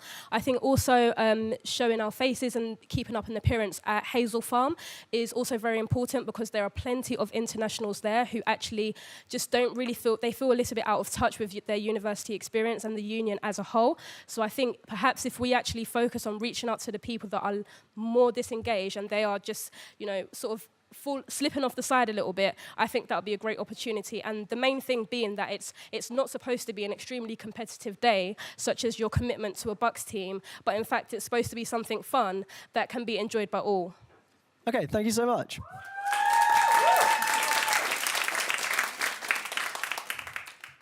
So Max, in your manifesto you talk about getting a system of cameras so that clubs can record their sessions of training or of matches. How would this system work, and how do you intend to find the funds to make this system a reality? Yeah, that's a very fair question. This is quite a club-specific manifesto point, I won't lie, because obviously I'm sure there's some societies that might benefit from some filming of things, maybe for like promo things, but most of that can be done on a mobile phone and then posted to Twitter or any social medias. But for sports specifically, it's quite difficult for teams to film entire games, have entire 90-long-minute matches, and then be able to reap the benefits of these things. There are many benefits as well. You can watch them back for kind of training purposes. You can use them promotionally to try and increase participation. Some people I've spoken to have said that it would be quite nice just for them to have maybe just a game as a sentimental reason for when they've finished their time at uni. But yeah, obviously there are costs involved in this. The women's football team currently operate with these VO cameras, and the way it works is you buy a camera outright, and then you pay for the subscription service to be able to use the camera and use the editing software. I was doing some research on that, and the main cost involved in that is the upfront cost of the camera, which the union already have some. So it wouldn't be too much effort to just change the subscription tier to allow other teams to use and have access to that thing. So we can trial that with, I know the men's ones football team have said they're really keen on getting a camera involved in their games, and we can work out from there. I specifically, in water polo, there's a app actually that's in beta at the moment, so it doesn't cost anything at all. And we're currently trialing with it, and all it needs is just a phone on a tripod or even held by someone. And the game is recorded on the mobile phone, and it goes off to these guys, and they process it and put it on the app. And that is no cost at all.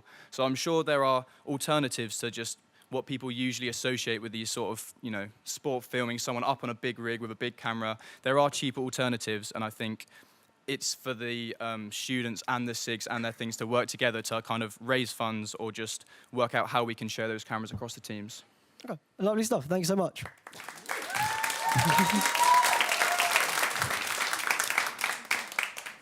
Okay, and finally, Phoebe, you talk about making play sport more accessible and easier to use. What do you think are the current barriers in play sport to making it more accessible? Sorry, I didn't hear one of those words. Can you repeat the question? Sorry, yeah. So you talk about wanting to make play sport more accessible and easier to use. Yeah. What are the current barriers that are making play sport inaccessible? Okay, so I, for example, earlier was just trying to find information on play sport to answer this inevitable question, and I could not find it anywhere. I had to contact a member of Team Surrey, who I know only through my part-time job as a PTO, to get to where I needed to get to find the information. I then also tried to go backwards from what he'd done to try and find how I meant to do it in the future, and it took me about 10 minutes to find how to do it. So I think even finding the information about play sport is quite difficult on the website. I also had a look at the union website to see if there was a different way, maybe if it even explained what play sport was, and it didn't. It sent me straight through to the same place I was before, and I was really confused again, and that was quite difficult. The other thing is, play sport is only accessible at the moment for 16 sports. They are social sports, but also within these social sports, they are not inclusive to all genders and all participants. So yes, it's really good. They've got blind football, fantastic. But we did a disability week this year where there were other sports that we played that would be really fantastic to add into play sport. I know that I had loads of fun playing those sports. But also, there's no women's football. There's a men's only session, but there is a no women's only session. There are female self-defense classes, but no men or non-binary self-defense classes. And I think it's really important that we kind of relook the structure in itself to make that accessible for everyone. Okay, lovely stuff.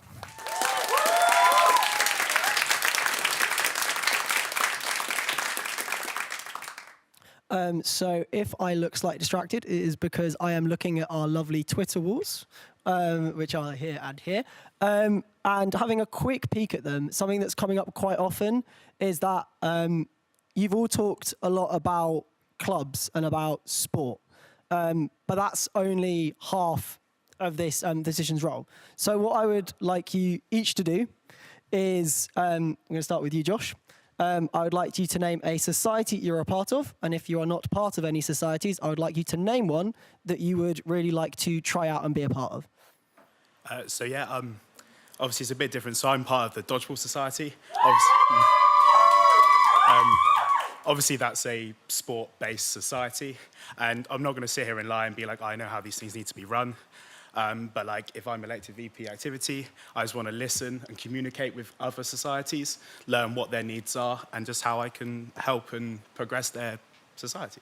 Lovely stuff, thank you.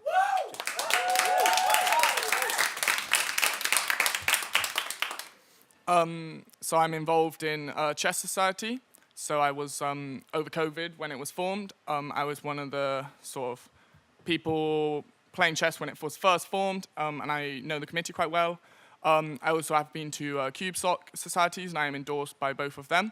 And then also, throughout the past week, as part of my campaigning, I've been to a bunch of, not only sports, but I've been to a bunch of society sessions, and I've been messaging all the clubs and societies trying to like get involved and have a look and go along to these sessions.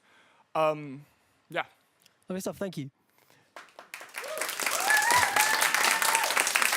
Just a general reminder as we go down along the line, this is going to be quickfire, so if you could just name the society or the society you would like to be a part of. Yeah, so I'm treasurer of GameSoc, and I've been following them since first year, so I've been with them for 4 years, and I'm also part of AutiSoc as the president. Lovely stuff, thank you. I'm part of Islamic Society as a Muslim myself, and I'd like to really reach out and like be a part of more different societies, such as video gaming, anime society. Thank you. Clarify that the question is what society you're part of and which one would you like to be a part of? So if you are currently part of any societies, please list them. And if you aren't part of any societies, just give me an example of one you would like to try. Oh, okay. I'm already part of a few societies, Surrey Business Society, Enactus, Chess, Nigerian Society, Hip Hop and Rap Soc. I'm not sure if I've mentioned Enactus already. Woke Surrey. Yeah, I'm part of quite a few. Yeah. Lovely stuff, thank you.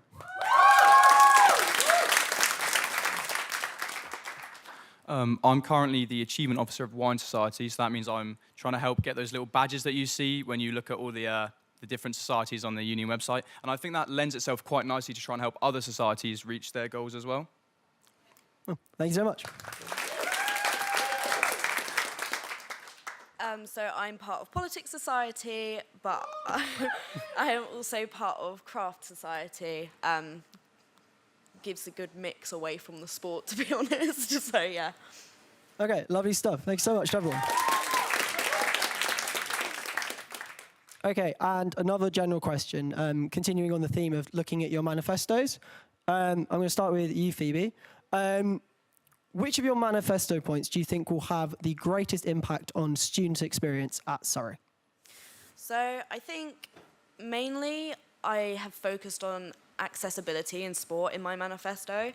And I think it is very important to recognise that accessibility does not just extend to people who have disabilities. It's also BAME, it's also people under LGBTQ. So I think introducing the self-defence classes for male and non-binary people is one of my main points, which I'm really going to drive, and I think would be really successful. I've spoken to quite a few people about it, and even today, like, I was having a look, and I saw a statistic. I'm going to bring up stats. 22% of the crimes that have been committed in the last month have been violent or sexual offences, and I think it is really important to note that this has not just been against women. This also happens against men and non-binary people, so I think introducing this would be in the interest of everyone at the university. Yeah, thanks a lot. Can you repeat the question, please, just so I don't miss anything out? So which of your manifesto points do you think will have the biggest impact on student experience at Surrey? And I will just say there are a lot of you to get through. Can we try and keep our answers brief? That's nothing to you. That's nothing to you, Phoebe. I have just got a note in my ear. Well, as briefly as possible, I feel like trying to get sponsorship for clubs and societies is quite a big thing because it's something that's available for anyone across the uni. At this time when there's been lots of points raised about struggling with finances, as you mentioned yourself earlier about the financial trouble is one reason why people might struggle to fully enjoy their time. If we can reach out in that wider community, if we can use VP community and kind of get the local businesses kind of sponsoring, helping, paying for kind of transport or any equipment that anybody needs, it might help to bring the community together and allow people to fully enjoy themselves without worrying about the cost of everything. Lovely stuff, thank you. I think it would be my point about increasing students in sport sport and societies from marginalised groups. That comes under my manifesto point of diversity. I think it would be quite important to but essentially acknowledge those groups first of all and encourage them. I have a statistic here for actual Team Surrey clubs, and 73.1% of club members are white, but the university count of students is actually only 55.9%. Now, if I reference Black Africans, only 3.1% of them are involved in a club. Now, clearly we can see there's a huge disparity here, and I've only mentioned 2 groups, but what about care leavers? What about people that may only have one parent? Or what about people who have a disability? Or what about people from low-income backgrounds? All these widening participation groups, we also need to acknowledge them, and we also need to reference them. And I think just because you perhaps come from a challenging background, it shouldn't differ from whether you can partake in a sport or society. Yeah. Lovely stuff.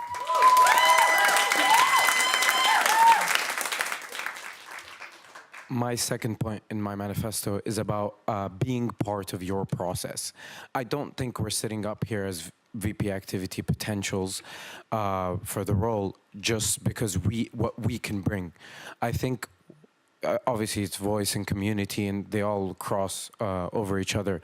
But I think my job would be to listen to the students, be part of their everyday process, go in and out of and around campus and talk to them and see what they need.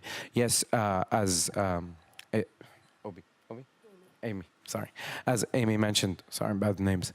As Amy mentioned, yes, these diverse groups, if I can just sit there and listen to them speak about, oh, I don't feel like there's a place for me in societies, I can find solutions. We can find solutions together to tackle these problems. If I'm also involved in like different societies and clubs, progress meetings, I can see what their visions are. I can know what their goals are and help bring them to light. I know that lots of societies struggle with numbers in play sport, and I think that's because it doesn't feel personal. No one feels like, hey, you, come and join my society, come and join us, we would love to have you, this is what we can provide for you. It almost feels like we're just trying to sell it instead of actually be personal and want them to be involved with us. Thank you so much.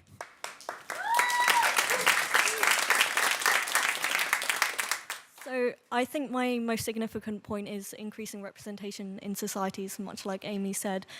For example, neurodiverse people, because I know myself as a neurodiverse woman, I struggled when I started university because I was quite scared to meet new people and I had a lot of social anxiety. So I think it's just important to hold events such as Give It a Go and make sure they're properly advertised so that everyone is aware of them. Particularly at Freshers' Fair, it should be one of the first things you hear about because people need to feel welcome into a society. And if they feel anxious, they should know that there's support available and there's the wellbeing champions just to help ease them into the society. So yeah, I think that's my most important point. Lovely stuff, thank you.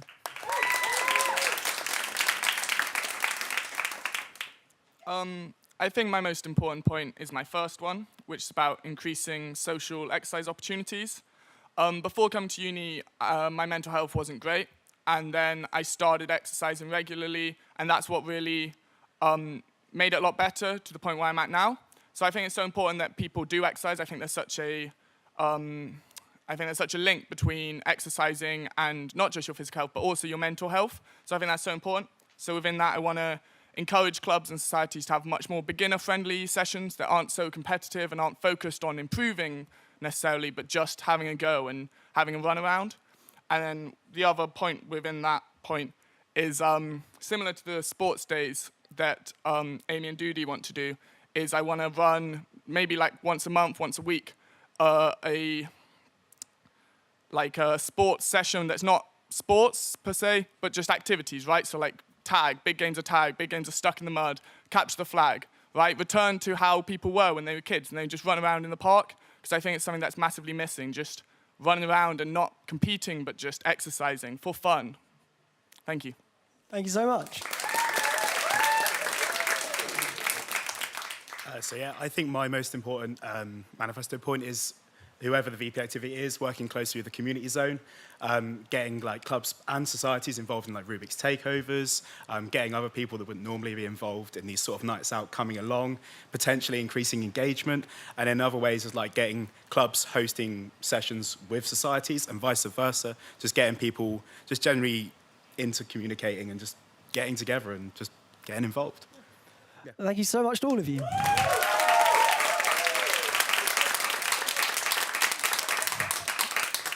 Okay, so we're going to move on to one final round of manifesto questions. I'd just like to let you guys know you're all doing very, very well, so keep it up. So we're going to start with you again, Josh, and I'm going to work away to my right. You talk about specifically Girls Who Lift as a scheme that you want to see expanded. Why that scheme in particular and not women's sport more widely? So obviously the Girls Who Lift campaign is a great thing. In like I think it was my second or third year, it used to be separately run. It was away from the gym. It was in the S&C room where girls or people that just girls that didn't know how to gym basically could go have one-to-one coaching with a small group of people.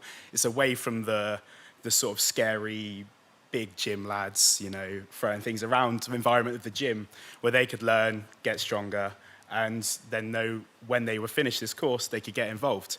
I think that obviously in regards to girls within the university, the course costs £95, which I think is, I mean, if you've got a gym membership already, which is around £200, £300, plus the Girls Who Lift 95 quid, that just seems crazy. And I think just getting it back to how it was and out of the gym and back into the S&C room and getting more people engaged. And like through my experience as a sports science nutrition guy and a powerlifter, I get asked once a week, oh, Josh, can you help me with the gym? And I was like, obviously I'd love to, but I can't help everyone. And I think this scheme's great, but it just needs to be more accessible for girls in general. So you're saying that you've picked that scheme particularly because it's something that you're familiar with? Yeah. So obviously it used to be run through the Powerlifting and Weightlifting Society. One of our coaches used to do it, and that's just why it's just close to my heart. And I think it needs a little bit of change again. It used to be great, and it's gone a bit downhill. Okay, lovely stuff. Thank you so much.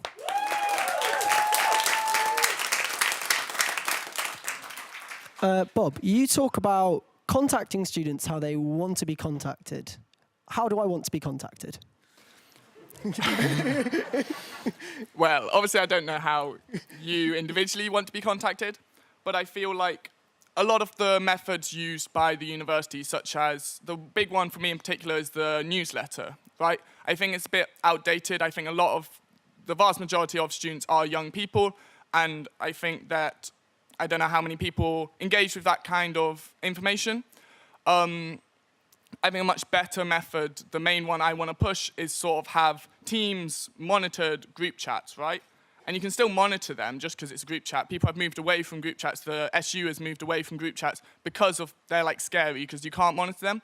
But I think you definitely can as long as there are SU officials or even announcement type group chats on teams. That would be one big one that I would want to push because it's just familiar to the people that you're trying to engage with.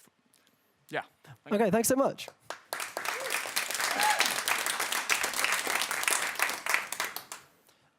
So, Heidi, in your manifesto, you talk about wanting to improve the training opportunities that are offered to signatories. What do you mean by better training opportunities? Yeah, so starting at the beginning with the committee training, so president, vice president, treasurer, I feel like it's quite boring, and I feel a lot of people are going to agree with me on that. It's just kind of, you sit back and just listen to a lot of people speak, which isn't very interactive, and you're unlikely to kind of absorb all the information being given to you. So I just thought maybe make it a bit more interactive. I don't know, you could have situational judgment tests, kind of put you in the spot and think about what you actually will be doing as a president and what situations you might encounter. And then as well as that, I was thinking about potentially running workshops throughout the year in skills like leadership or first aid, just so that you can really emphasize the employable skills that signatories can get in their positions. Thank you so much for that answer.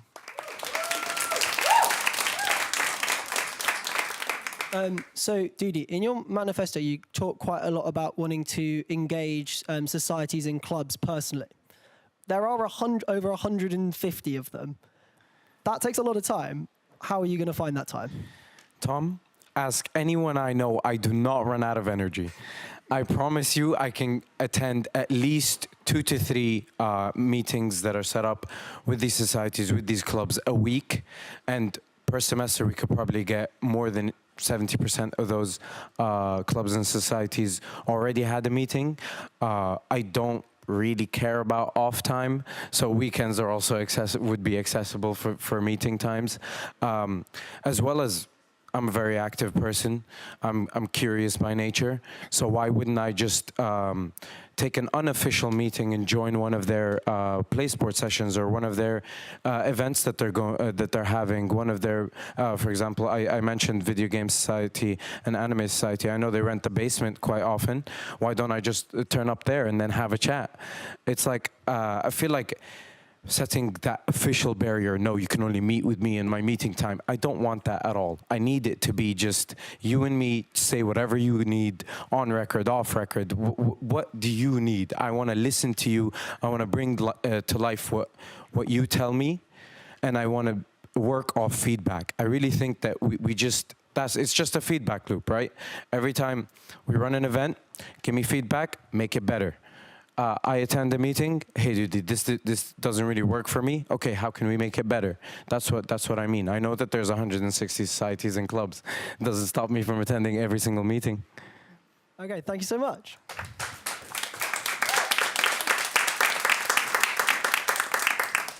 So, Amy, you touched on this when I asked about what your the point in your manifesto would have the biggest impact. You talked about increasing the number of students from marginalised groups that are involved with clubs and societies.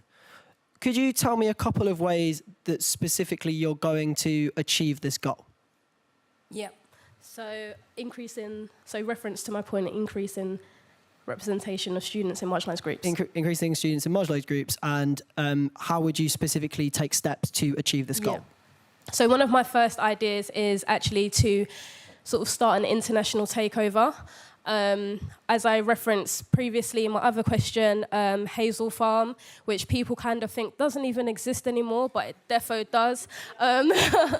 There are a lot of people there and a lot of amazing people there that, like I mentioned, are just out of touch. Perhaps if we had an international takeover, perhaps maybe 1 or 2 a semester, that's a safe space for them to join, and they can bring a friend, because they all have numerous friends, a lot of them do. They can bring a friend that decreases the language barrier. It also decreases the barrier of social anxiety and feeling like you have to go alone. But also, even if you was to go alone, you would have other people perhaps from a similar culture, or even simply from a similar experience.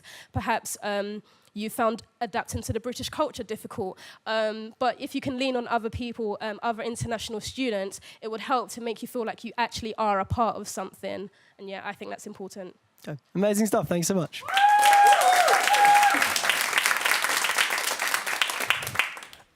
So Max, you talk about wanting to improve the transport system for clubs and societies.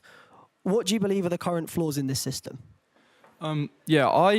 Transport comes up pretty much every year, doesn't it? It's often an area of dissatisfaction, but that's not to do a disservice to the people who are already involved with running it this year or any other years. It is a really hard task to coordinate enough minibuses, enough coaches to take people to. We've got like league games, you've got conventions societies are going to. You have so many things that people need transport for that's better than just all of you trying to get a train, especially at the moment. It's so difficult to get anywhere.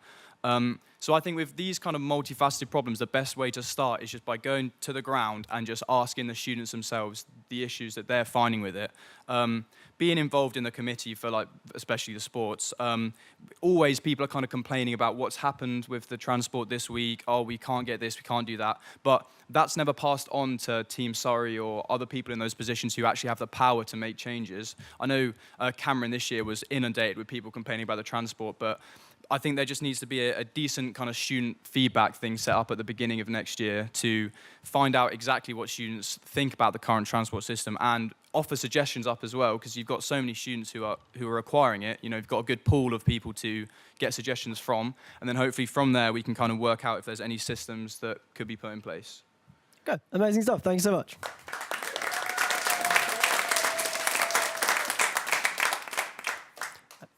Finally, for Phoebe. You talk about having regular updates on the VP activity progress.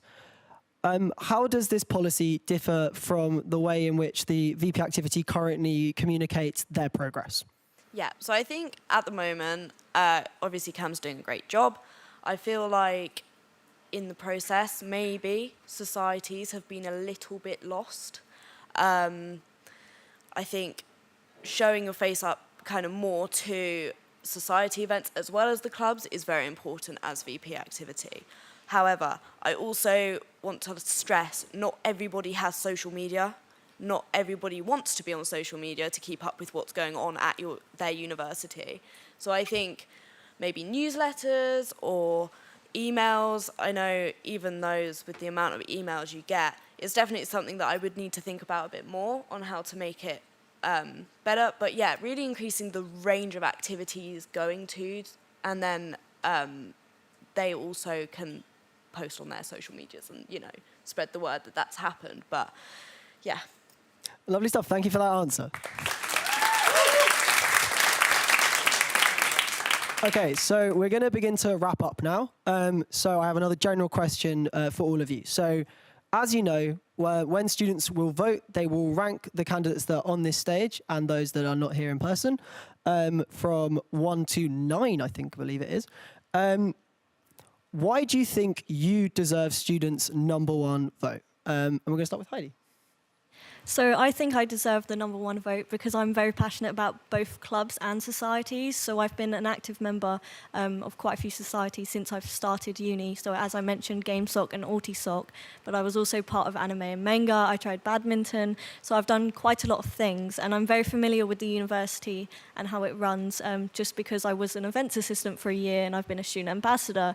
So I know the campus and I know the sports park. So I just feel like because of my experience, I suit the position very well.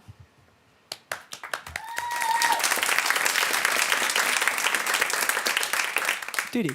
Can you repeat the question so I don't miss anything, please? So when we vote, we will rank you guys from 1 to 9. Why should we put you as #1 on the ballot? I think I can relate to a lot of people, right? COVID was a really dark time. I'm still not over it, right? My mental health just took a rapid decline. Thank you for laughing. My mental health took a rapid decline, right? Because I couldn't be active. I couldn't be active anymore. Yes, I could do my daily walk, but where was the interaction with people? Where was the high level of activity that I need? Where was that constant stimulus that I needed every day? Right now, that's what I want to make sure is happening, right? As I said, VP activity, it's just a title. My manifesto, yeah. Who cares what you want to do, dude? Do something for me. That's what I want to do. I want to do things for you. Yes, my manifesto is my plan, but it's just a kind of vague plan that's in priority 50-50. The other 50% of my priority is to make sure you're heard, is to make sure that everything you want to happen will happen. If it's feasible, please don't want to be sent to space or something. And basically, improve everyone's active, healthy lifestyle.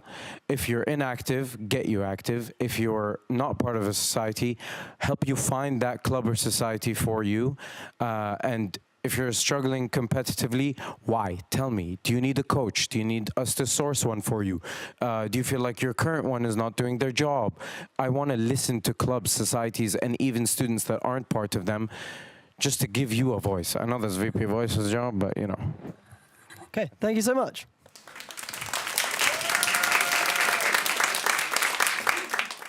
Bob, you have 60 seconds. 6 seconds. Okay. I would say it's because of my passion and my excitement for the job.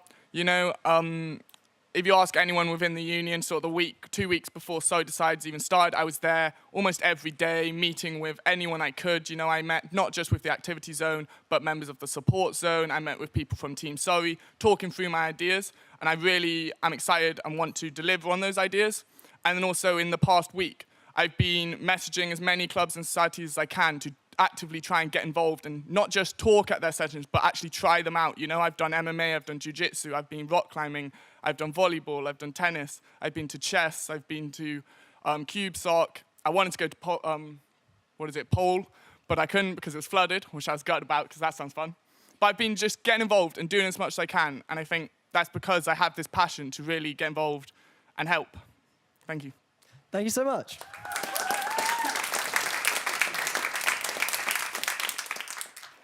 Amy, you have 60 seconds. Thanks. I think you guys should vote me 1 because I hope that my passion shines through to all of you. I have been on the activity zone before as a part-time officer, and I have referenced so many different groups, and equally being a part of clubs and societies and also having a whole personal development point on my manifesto, it does show that I do care about so much for your university experience, whether that's employability, whether that's just finding friends and in a society, or whether that's actually competing in a competitive sport at Bucks. Yeah, I genuinely do have a passion for it, and I hope that you guys can see that too. Obi-Wan. Thank you so much. Josh. Perfect. So I'd like to be your #1 VP activity. I've been here 5 years. I've just been dedicating my life to being powerlifting social sec, VP of the club, captain, and it's just like, if you know me, I've been around. I'm in the gym. I'm in Rubik's. I'm just everywhere. I feel like I'm a nice guy to talk to. Everyone seems to know my face, and I just want to be that guy that engages with everyone and gets everyone involved in activities and clubs. Thank you so much.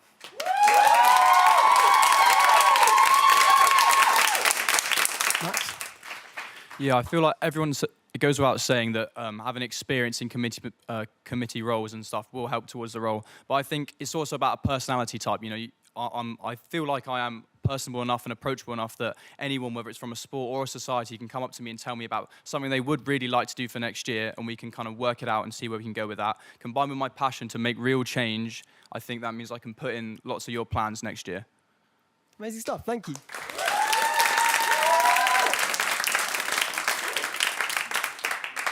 So I think you should vote me 1 because hopefully, again, you can see I have a passion for this job. I think over the past year, being a PTO for Activity Zone, again, I've been able to identify where there are maybe some gaps in what needs to be done to make it better. I also would say I've been here 5 years, nearly 5 years as well, hoping to stay for an extra 1 because of this. But also, in that time, I have founded and become president of my own society, so I also know how to do things from the other side of the table. So I feel like I've got the student experience, but I've also got the more professional experience as well. Thank you. Lovely stuff. Now, on to our final question. Tomorrow night, we have the debate for president. Which of the candidates' manifestos align most closely to yours, and who will get your vote? I'd like to frame this in kind of like a tweet almost, like 140 characters or less. So as quickly as we can, Josh, you're first. Okay, so out of the 2 candidates, one of them I've got to know quite well over the last sort of 2 to 3 months. They're just a great person. They've done a great job in their role so far, and they'll be getting my love and my vote. I'll vote Joe.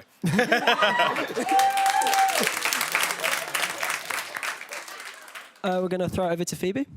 So I'm going to disappoint a lot of you by saying I am on the fence.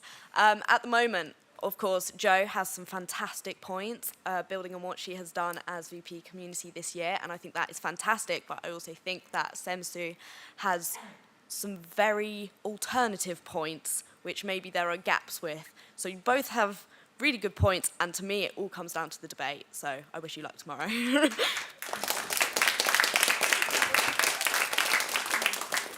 Bob? For me, I'm going to say Jo. Mainly because of her character. I've seen her a lot in the union. I've worked with her in my various stuff that I've done.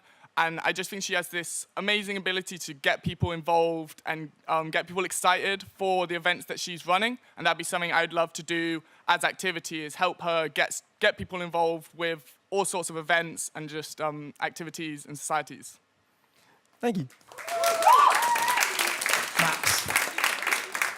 Yeah, I feel like both candidates, they have got very strong manifestos. There's lots of good points from both of them.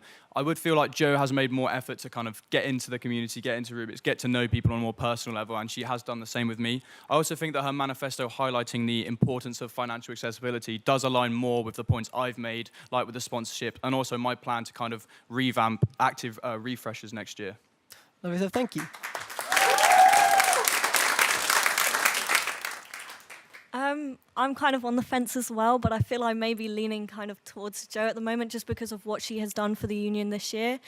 So we can see that she would be a great president as well. And as well as that, I feel like her points are a lot more developed. Some of the other candidates, I feel like they need to expand a bit more on what they want to do. So I think it'll be interesting to watch the debate tomorrow just to see what they mean by some of their points, I suppose. Okay, amazing stuff. Amy?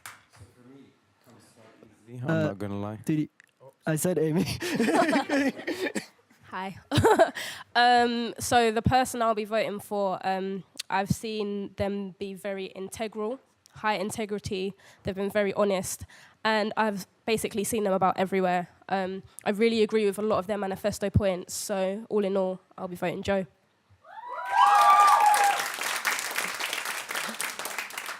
Judy.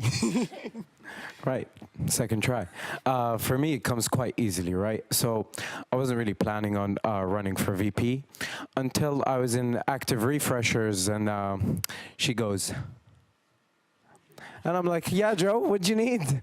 She's like, you're running for VP activity. I'm like, whoa, relax. And basically now we're here. I don't think you can find anyone more supportive and more active. The only person more hyperactive than Jo is probably me. And it really just shows in her work ethic that she just uses all that energy she has, all that positivity she has, to pour it back into the union, to pour it back into the students. So vote Jo 1.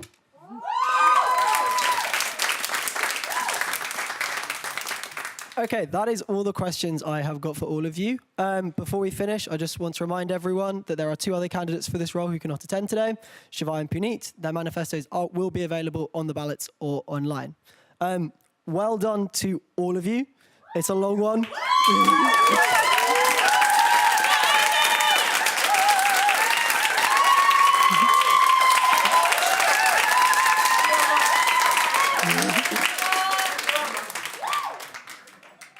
I mean, I was going to say, can we all have a hand for the candidates, but I feel like that just happened. So I'm going to try again. Can we all have a hand for the candidates, please?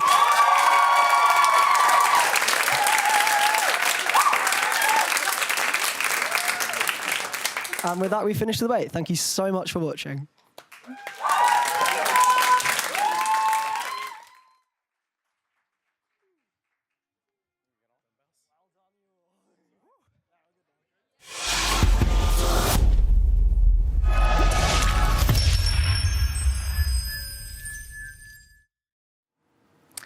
Hi, and welcome back to Pundits Corner. My name is Diana Dakik, and I'm your current Students' Union President. What a debate. There were so many people on that stage. Actually, it was crazy. So firstly, to you, Cam, what do you think that they won't expect that you do as a VP activity? So I'd say go off of, I feel like I'm on stage about to tell you about my manifesto from last year, but I have to remember that's not me anymore. I'd say from last year, a massive one that I'm really excited about is that we managed to get active freshers, which was on my manifesto last year that we just had, which was great. It was amazing because we've never done that before, especially seeing sort of the February intake where you've got 1,000 new students coming in, some postgrads, some on a semester abroad. They don't get that opportunity in February to come and try active freshers and try all the clubs and societies and go to Refreshers Fair. So I'm really glad that we've managed to get that in this year, and I'm hoping that's something that we don't have to work on for next year, and this could be just keep running for years to come.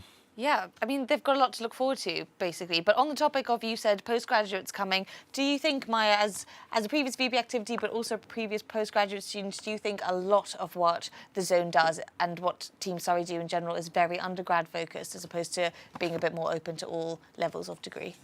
I'd say yes, but unfortunately, I don't think that's necessarily at the fault of the union or Team Surrey.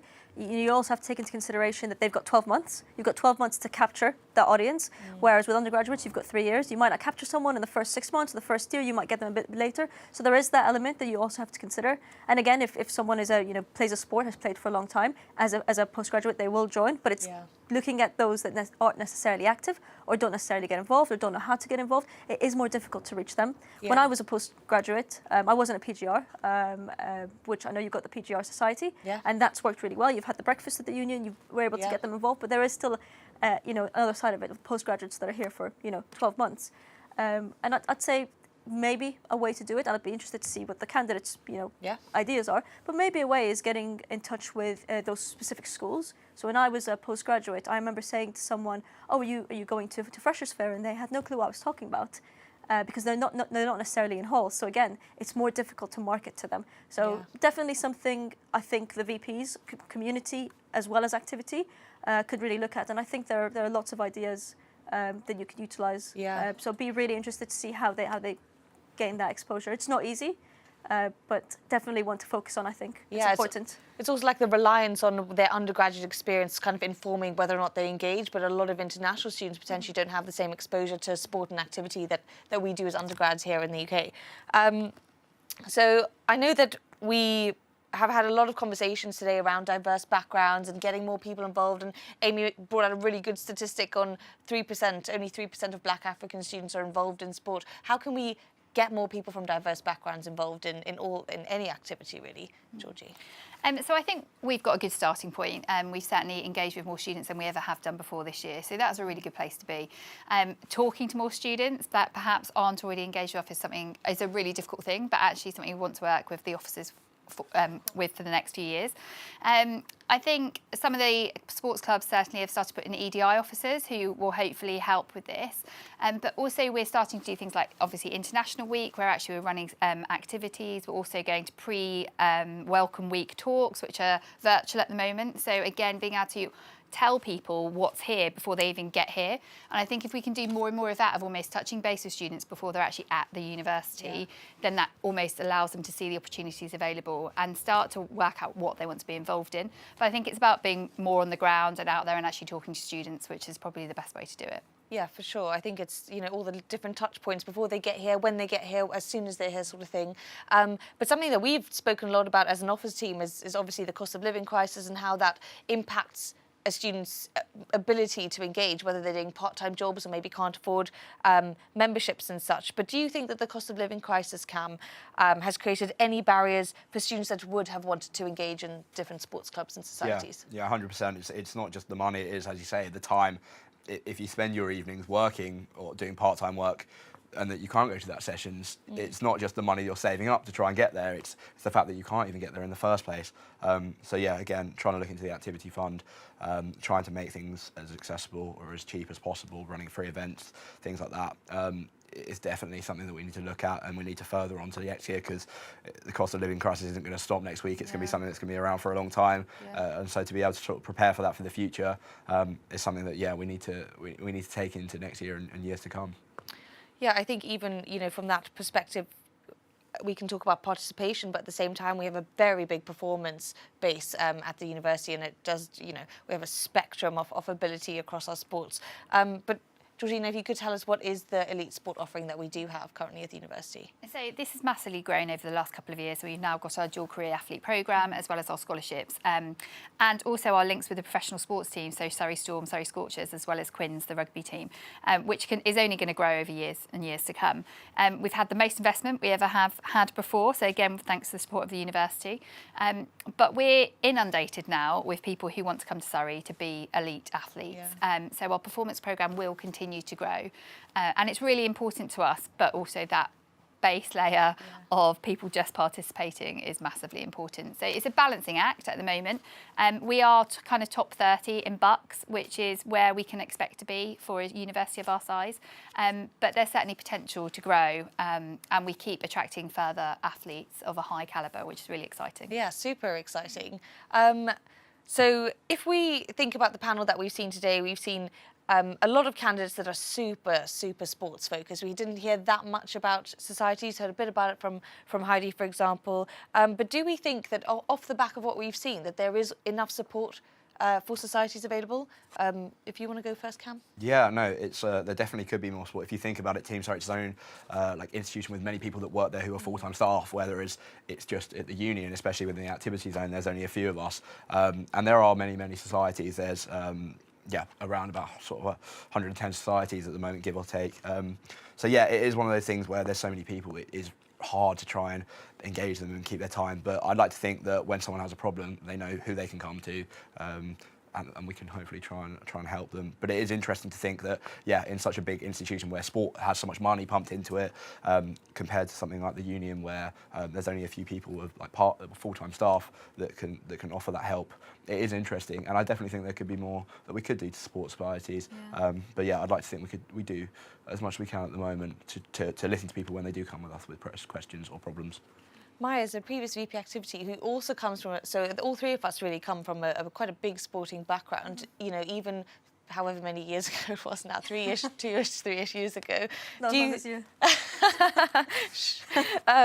But, you know, are we attracting enough people from societies to run in these roles? Is that potentially why we're seeing a shift towards much more sporting, sort of Team Surrey focused manifestos as opposed to society ones? Because really, we don't have that many people from a society sitting on that panel right now. It's an interesting question, and I think we can also look at the society's chair debate that we had earlier.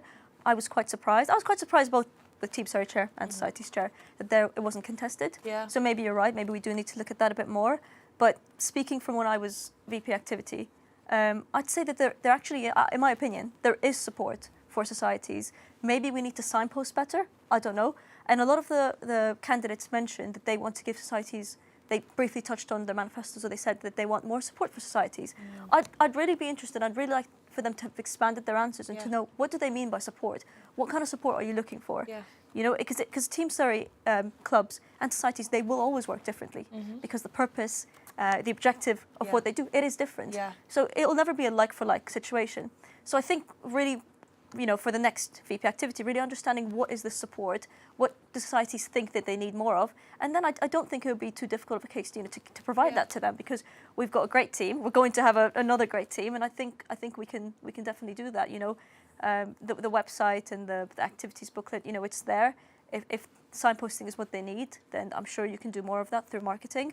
So yeah, it's really understanding what are the issues, and we can then potentially look at solving them, hopefully. Yeah. Good response. Thank you, Maya. Actually, there's so much in that a future VP activity candidate could unpack. So final question. Do you think that Team Surrey should remain a part of the union? Georgina, do you want to go first? Yes. Good I said earlier, it's all about collaboration and actually being on both sides of that. We can do it about the SU, and I would hope you would say you can do it about SSP. So I think we've got a really good team in place. We certainly see Team Surrey as a massively integrated part of Surrey Sports Park, as well as obviously part of the university as a whole. I think Team Surrey means stuff to people. I think if you ask them, they probably would say it's probably bucks and things like that. So I think we've got a piece of communication to do to make sure Team Surrey is more than just bucks and more than just performance, and really looking at that participation piece. But I think our collaboration has grown more and more over the last couple of years, and actually we've started to work really well together. So I can certainly see the benefits of having both sides involved, and certainly wouldn't want to remove that. And from the union side? Yeah, I 100% agree. Team Surrey needs to be a collaboration, and it needs to stay that way. I went to a few conferences, like the Bucks conference, for instance, earlier this year, where I got to talk to loads of other statistical officers, and some of them said that we don't talk to our union. We don't talk with our athletics union. Our student union and our athletics union are two different structures. We don't talk at all. And hearing them go, it's such a bad relationship. And hearing that, I thought I'd never ever want that to happen here. And hearing them have such tough times to sort little problems that we don't even have, because we are so integrated and we collaborate so much. So I'd never want something like that to happen. And I think, yeah, it's such a fantastic collaboration, and especially with the new team that have come in sort of on the back of last year, and this is sort of their first full year here, working with them and being able to collaborate on so many different avenues. It's been so much fun, and I'd love to see it grow and develop.